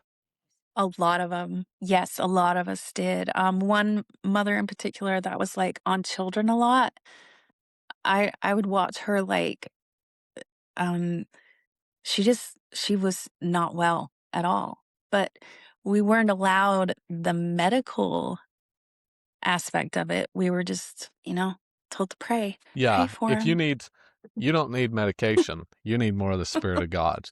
If your body has a Yes. problem, ginger, Yeah. garlic, and honey, that'll fix it. Otherwise, you need the Right? spirit of God. Pray more. Yep. Pray more. Yep. And, if that doesn't work, then fast for 3 days. Yeah. I want to talk a little bit more about the hierarchy in the family because looking back, I remember in my memory, there's certain mothers that, certain ones of dad's wives that kind of seem to just always be being sent away. So I didn't know them that good, right? They were always being sent away from the rest of the family. They Yeah. like you were telling the story earlier how the other mothers told on you about the caretaker. Well, it seemed like they were getting the worst end of that. Do you feel like you were kind of one of those people that everybody used to kind of put themselves up from the bottom, and attempt to get themselves up from the bottom? Yes, definitely. Um, definitely. Part of it being that my particular bloodline, I was a different bloodline than about 60% of his other wives. And they really did not like me. I really did not feel a connection with any of them. They were all cousins. They were all first cousins. And a little backstory, my mom was married to their uncle before she married my dad, and my mom left their uncle and he went to prison. So that happened at the early years of my mom's life. So immediately I was looked on as like, oh, she's her daughter. And I was categorized in that. And I never was allowed to get out of that bubble. My entire marriage to Warren was very, very like rotated on who my parents were. The fact that my dad was one of the first men to be sent away and lose priesthood and have his family taken, and, you know, his first wife and his third wife a week later married to other more worthy men, you know, for whatever reason that he sent my dad away. Um, And then every time that I had a question about how things worked, I would also get corrected for doubting. Instead, like just wondering, okay, so we're supposed to pray and then like, is there like a goal? Is there something we're working toward? And if you ask that, well, other than qualifying for Zion, if you wanted anything else in life, then you were distracted, letting um the evil powers whisper doubt and darkness. And the constant thing was, if you weren't this constantly sweet, humble, quiet, I just pray to be worthy. It Mhm. was always that. I just pray to be worthy. That was the phrase between every wife, every kid, every interaction with every person. Because if you said anything else, uh, she said this, and that makes Yeah. her this kind of person. And yes, I was very much on the lower, the Yeah, lower reels of the um, ladder for a long time. yeah, and I think I want to ask you about this because I think your diet also played into this a little bit. When we were at the brick house, you were there with us, and I remember you were sick. And I wasn't like real in the loop, but you were definitely seemed to be the person everybody kind of talked about to consider ourselves better in some sense. But I remember people saying, well, I think she's having mental problems. And that was really looked down on in a sense of you lost the spirit of God type of way. Like you're religiously evil, kind of a thing in the FLDS, right? And so I the only reason I'm asking about this is because I feel like looking back on it, I feel like a combination of like always being told you can't, you know, be worthy to be with the family, so you're put in hiding. And these places can make you go mental. I've seen it. I felt it. Um, Yeah. and then you're trying to get your diet, so you're starving your brain from food. And so then like people might now, when I think back on it and people say, well, she probably having some mental issues, I would probably be like, well, yeah, you think? You know, you you you starve her of any human connection, then you cut her diet down, then you do all this other stuff, and then she doesn't have friends for 5 years. Well, now what? So I just wanted to ask, would you kind of agree with me that like to some degree, it's hard to not go mental in some of these situations, you know? Yeah. So I have had chronic migraines since I was 15. On average 21 a month. I was not allowed pain medicine for the most part of being married to Warren. I was not allowed pain medicine. It was considered weakness. And so that was me acting mental. If I'd go sit in a closet where it was quiet, Mhm. that was me being mental. Yeah. I also had hormonal pain issues. So also considered me being mental if I would sit quietly. It was really hard. I'm not going to lie and I'm not going to pretend. It was really, really, really lonely to be married to someone with that many women and have no one that you felt like was truly a friend. And I loved his children, but I felt like for the most part, they were also like pitted against me. And it was very devastating because all I wanted to do was to be worthy to be their mother and a mother, to be enough. I just wanted to be enough, you know? Yes, And and at that particular house, it was the first time I wanted to run away, but I didn't really. know how. I didn't know how. I didn't know, well, what am I going to do? Am I going to run to the edge of the property and then what? Like, I have Yeah. no money. I have have no money. I don't have a vehicle. I don't have access to the caretaker's car. We didn't go anywhere. And if we did go somewhere, we were driven there and back. I didn't drive for 6 years. I did not drive. Yeah. I was chauffeured everywhere. And so, yeah, incredibly controlled setting, incredibly depressing, and incredibly lonely. Yeah. Yeah. So, um, I agree with you about the children. Like, I feel like this is also part of the hierarchy of Dad's family and a little bit complicated, but the children were told to obey everybody, but certainly we were told, like, if you had Dad had way less children than wives, especially in the home, because some were already married. So if you had something to do with the children, it almost made you a little bit more special in some way, or something like that. Yes. And Yeah. so, yeah, I can totally see what you're saying there.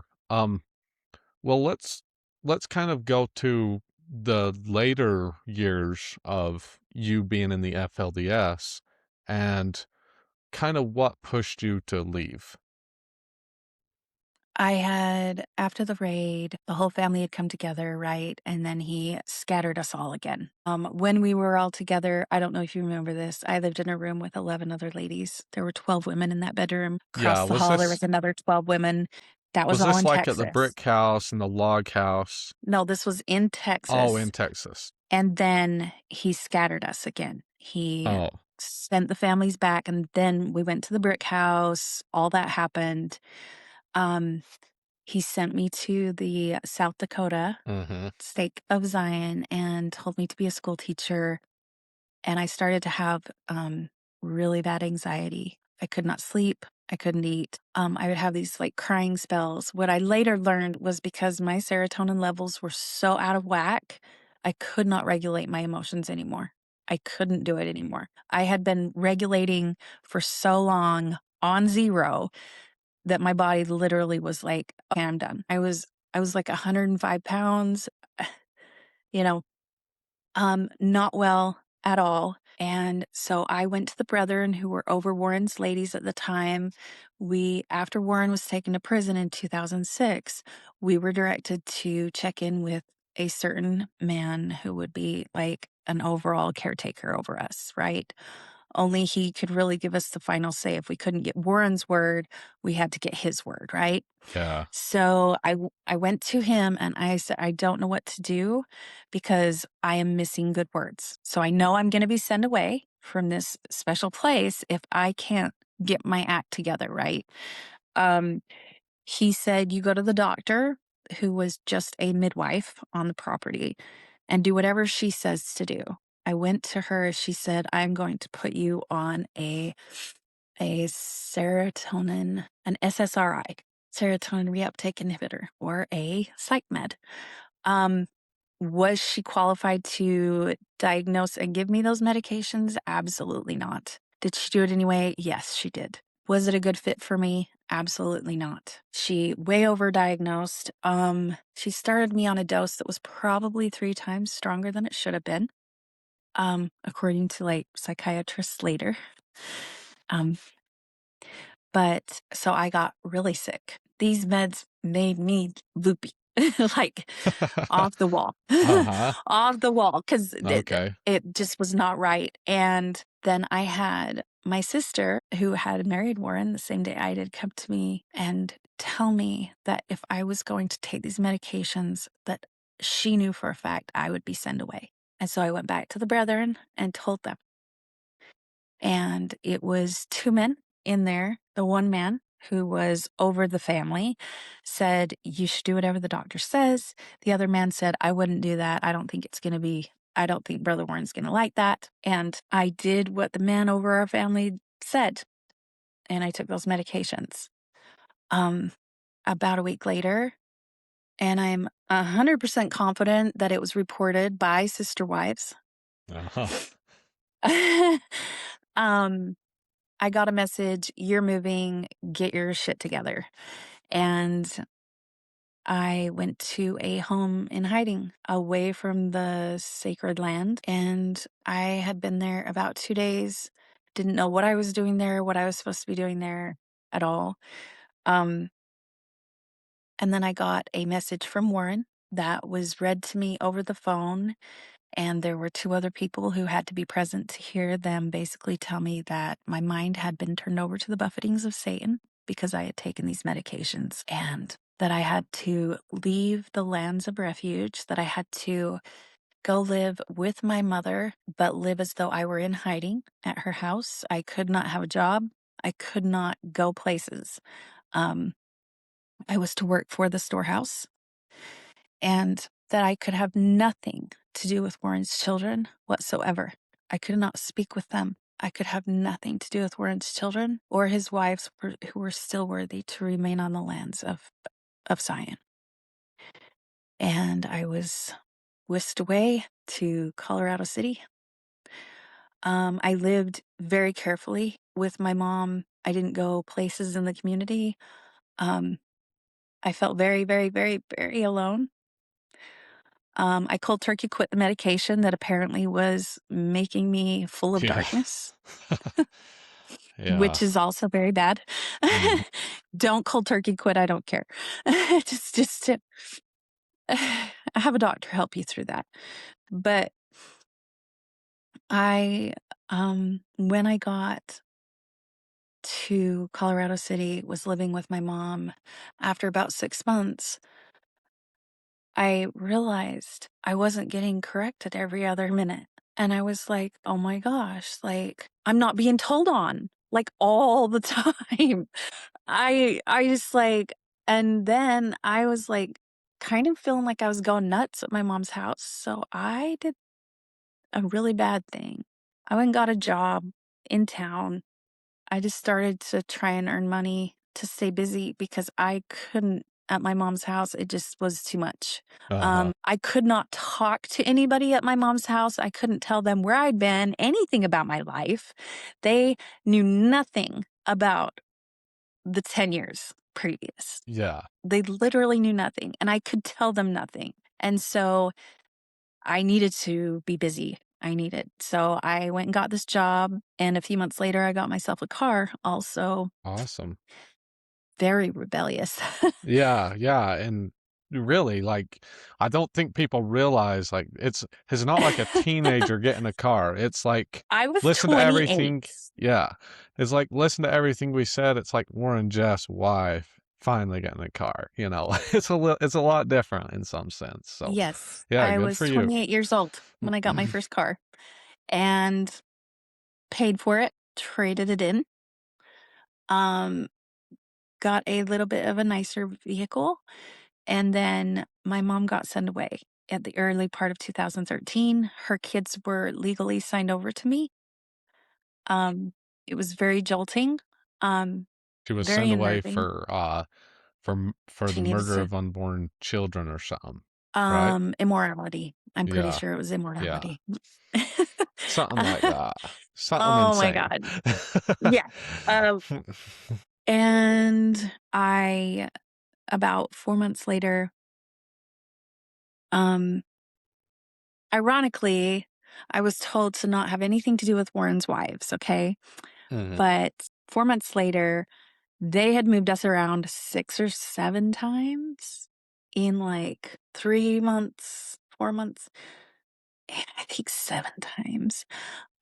They put us in a duplex, and on the other side of the duplex was they moved one of Warren's wives in with her mother, whom had been sent from Texas. So I knew the family on the other side. I was living on this side with my older sister, her son, my younger brother, because we were not members. Uh-huh. So we were there to be humble You were cut off the and church for a while. pretty much, Yeah, except that we had to rely upon the church to provide for everything. right. Um, and so they told me I had to quit my job when my mom went, then I had to quit my job, and that the bishop's office would provide everything for me, which was very limited because Mhm. no members did not get the same privileges. And so I started doing things for a few people in town to sew, and they would pay me, people I knew that worked. And I would use that money for, like, gas to go to and from places. Um, but a man from Salt Lake City came, and the sister wife that lived on the other side, I had known her very well. We had lived together in hiding off and on for years. And Uh-huh. she asked me to go with her to get the piano fixed. And there was something um, different about him. And I felt actual connection with another human for the Mhm. first time ever, really. And it wasn't love. It wasn't, I would say like it was chemistry, but not like raging hormones or anything like that. It was just like we clicked and we sat there and talked about stuff, and it was really cool. And I immediately felt wicked beyond wicked. Mhm. He walked us outside, um, and he opened my door for me. He held my door for me, and I climbed in the car. And as he went to shut the door, he slipped me his business card and he said, "You should call me." And that was an absolute forbidden no. That was a sin of sins right there. Okay. Yeah. Um, Oh, for sure. and I mean, Warren had been in prison 7 years at this time. Yeah. And it was like I felt like I needed to go confess this. At the time, Lyle was my caretaker. Um, Yeah. Lyle and Jeffs. he was over me, but like Joseph Jeffs would come, his brother Joseph would come and get groceries and stuff for us, for me, for my side. I tried for 4 days to get in to talk to Lyle. I wrote a dozen letters to Warren and went to mail them, and I couldn't. And after 4 days of this like excruciating, like I had sinned beyond everything because I had felt something Yeah. for this man. Uh-huh. And it would just, I felt something, and I hadn't felt it ever in my life. And so I knew it was wrong, right? Yeah. Um, because I had zero chemistry with Warren, and zero. And so I got like, it just hit me like this, like I just sat up, and I was like having this weird like dream, but I felt like I woke up to like shattered glass feeling. Like I just sat up, and it was like I just literally watched the world crumble in front of me. I was like, everything is changing right now. Why am I afraid? And I was like sitting there, and I was like, I will never be humble enough. Warren he's in prison for 70 years plus 20 plus, you know? Yeah. And I was like, I will never have children. And it was something that was that was a very, very special, deep desire in my heart to be a mother. Yeah. And I was like, you know what? Why am I torturing myself? If I confess what I've felt these last 4 days, all they're going to do is send me away. And I was like, fuck it. And I grabbed my hair back, which literally consisted of a comb and a brush and some hair ties and a hairspray bottle, got in my car with $37 and drove away. And I kept waiting for this darkness to hit me. But the further away I got, the lighter I felt. And the more I felt like, what are you doing? Like, you're making your own decision. You are literally making a decision for yourself right now. Why are you not afraid? Why does it feel exciting instead of dark? Why does it feel hopeful instead of like sinful? Because I hadn't done anything sinful. I'd had a conversation with the guy, and I really waited. They pinged my phone. They followed me. They found me in Salt Lake, and several men tried to get a hold of me to have me come back, and I would not take their phone calls. I was like, I'm good. I'm good. And that was the beginning. That was Yeah. the real beginning. Yeah, that's crazy. I mean, it's hard to tell people, especially I think at that time. It was harder, definitely I would say harder to leave in those early days for sure. And I can only imagine the feelings you were feeling and the decisions you were making when you were driving away. Uh, and very few people will ever fully understand the emotions and Yeah.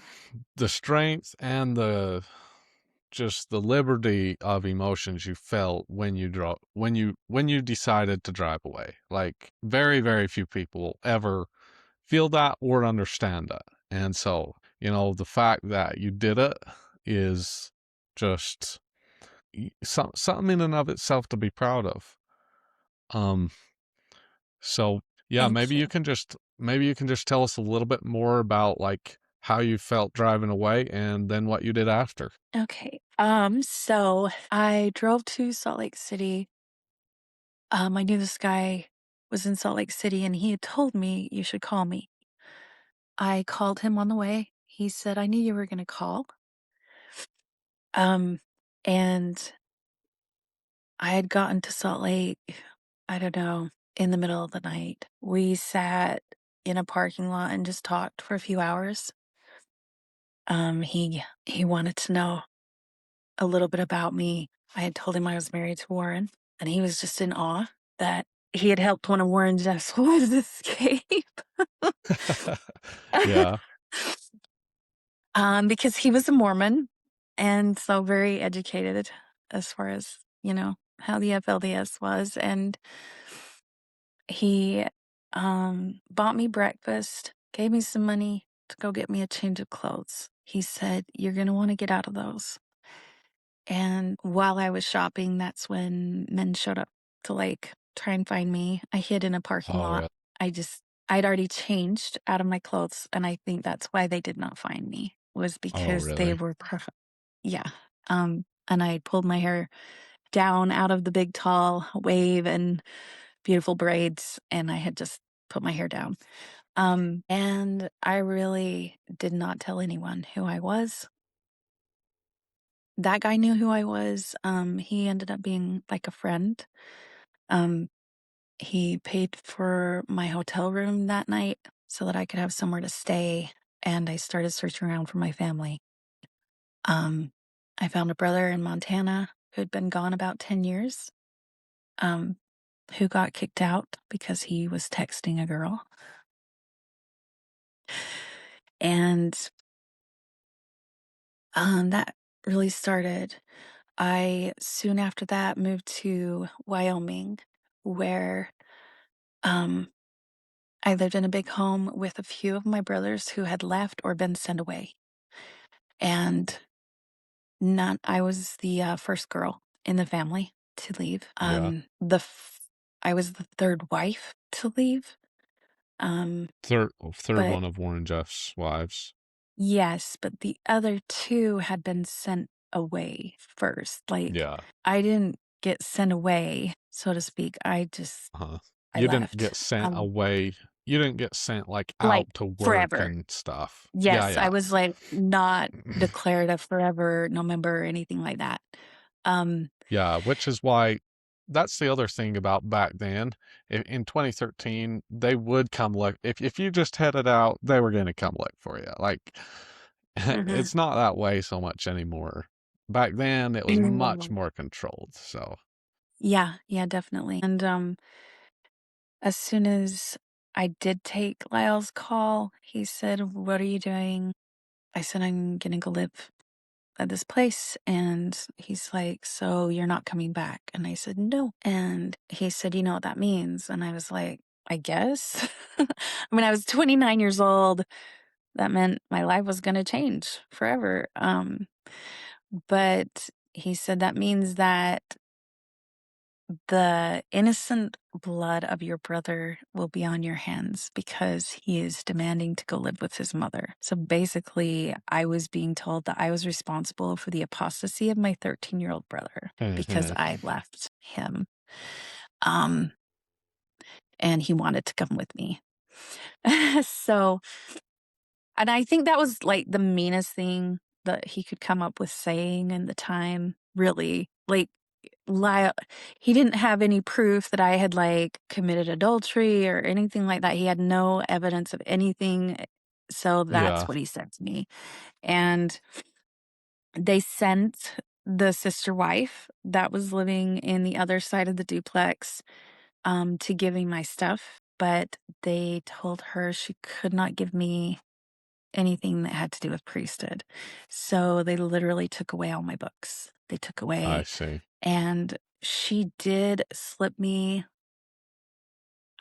my triple combination, my Book of Mormon, Doctrine and Covenants, and Pearl of Great Price, that I had for 12 years, 15 years probably. And later, many years later, as part of my healing, because that book had Warren's writing in it, he had written in it, and it had his teachings in it, I ceremoniously burned it and watched it Oh, disappear wow.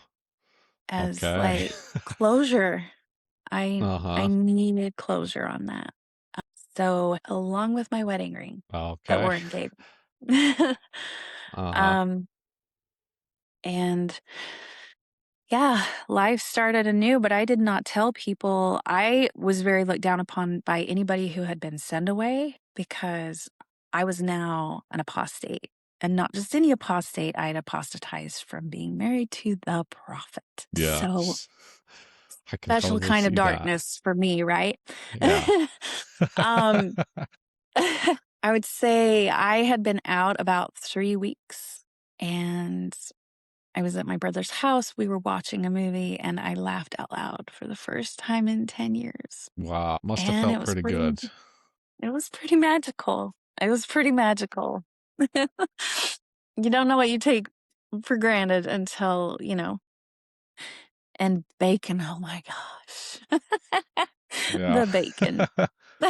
I know Uh-huh. that's so Yeah, silly, but I know what the you're saying. food.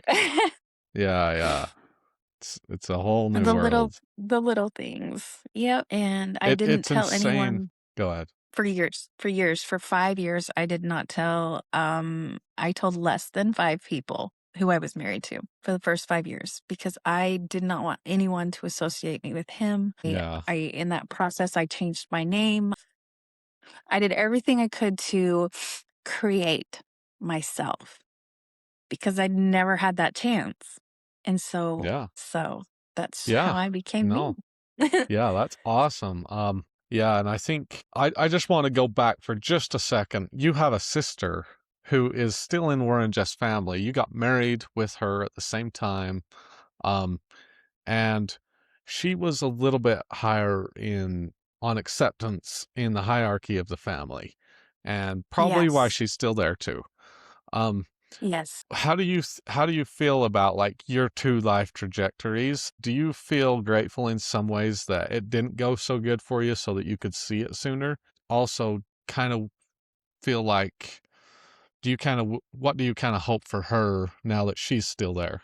I hope this not just for her, but for every one of those women that someday they will see their worth because they are worthy of so much more.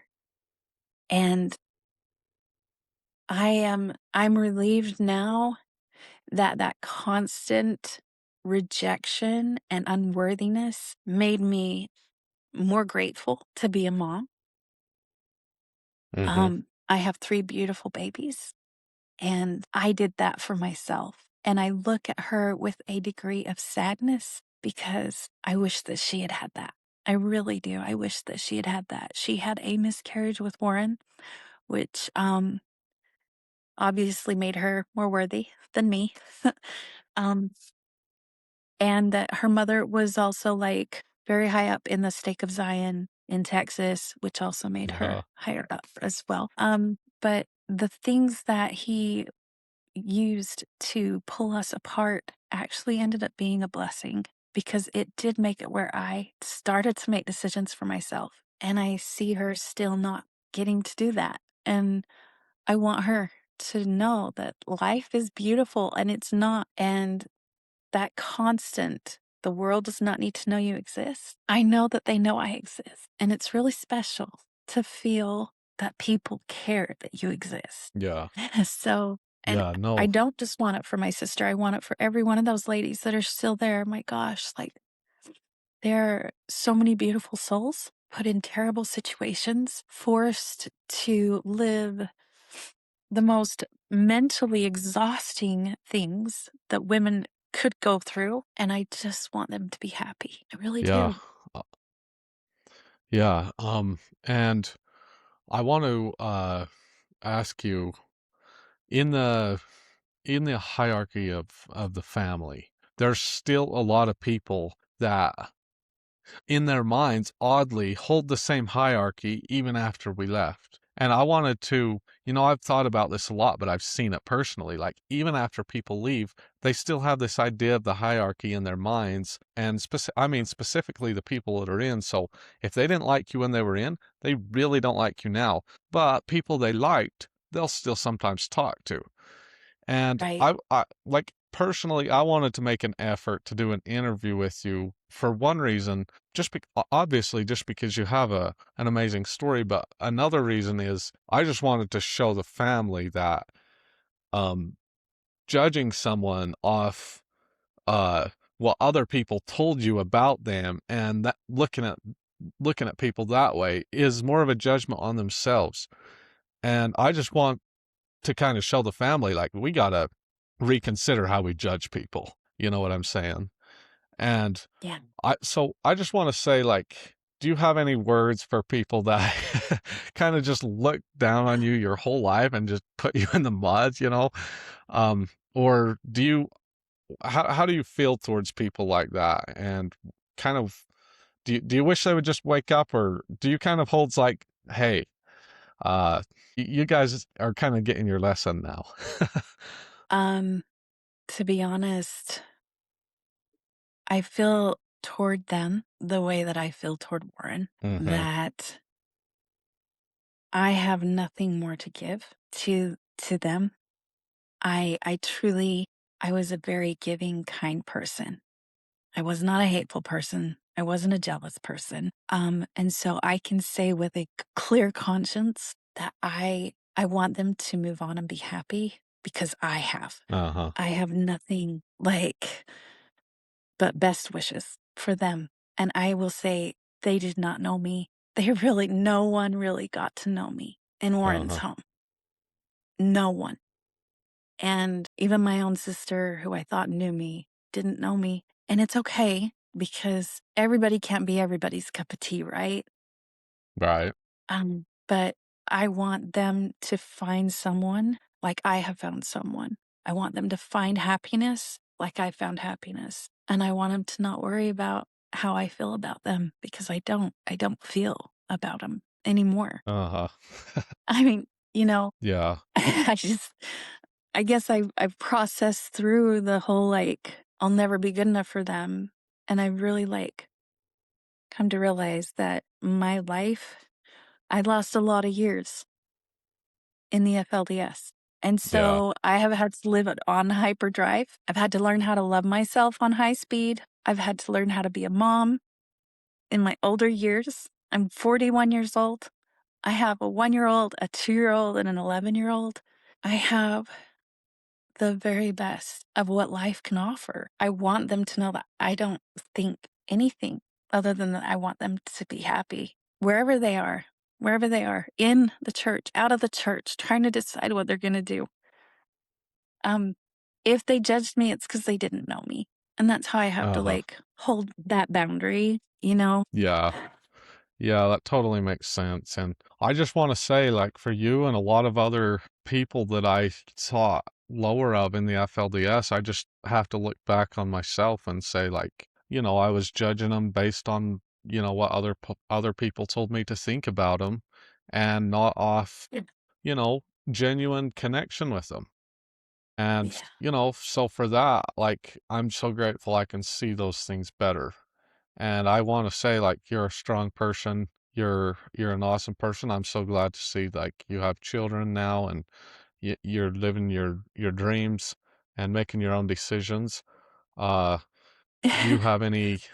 We could obviously talk for all night about some of the stuff I that know. happened in Dad's family, but maybe another time. Do you have Yeah. any last words and any additional story or last words or anything you want to say to everybody or maybe to the people still in or whatever? Any thoughts? I don't really have a story. I mean, I would love to do this again. I Yeah. feel like I feel like we opened some really big doors and Yeah. there's moments that we could pick up. And like you said, we could talk all night.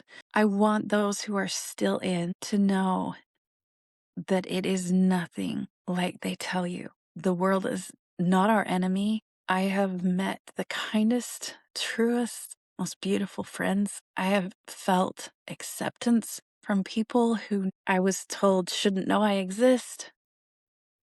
And I just want them to know that I see them until they can see themselves. And I'm right here if they ever want to reach out because I know that I can't reach in, but we're here for them. We're here for them. Yeah. And it's beautiful being here, isn't it? Yes, I It's pretty agree. Like beautiful. once you're out, you just you can't stop being amazed at everything that happened, and you're just like, well, this has been so crazy, and I'm so glad I'm not still there.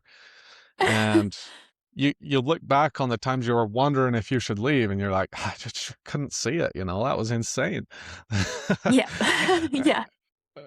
So Yeah, for yeah, sure. All right. Well, I have taken up a lot of your time and it's no, been amazing. no, Please, it's can been we do my this again privilege. soon? We can like Absolutely, pick up. Okay. yeah, Thank you so much for this. And I just want to wish everyone a beautiful night. Thank you all yeah, to this audience. I have 372 people in the room right now. awesome. So it's been a lot of really amazing energy. Yeah, yeah, So I think we have like 130 over here. great. Yeah, I know that it's we been were good. up above 400 quite a few uh, times. So Awesome. yeah, we reached a fun audience and I appreciate you so much, Jaden. Let's do this again soon. And Yeah, I will leave that connection on for you. okay, yeah, yeah. If you could stay on, even though I end the live, that would be great. Thanks, everybody. Like and subscribe. Layla is on TikTok. Maybe you could shout out your TikTok or wherever you want people to know who you are or where you are. Absolutely. And then he's on YouTube and TikTok. Jaden Jeffs, no apostrophe, Jeffs. Um, Connect with him. He's incredible. He's blasting truth, and we're proud of the work he's doing. And thank you so much. Thank you. And did you have your TikTok handle or if you wanted Oh, to give my that to handle people? is Layla X of Warren Jeffs. Okay. That shouldn't be too hard to find. Yeah, that's my main account. So, anyway, Awesome. thank you so Okay. much, and y'all Thanks, have a good everybody. night. Yeah, like and subscribe. We'll see you guys on the next one. Peace out. Exactly. Thank you.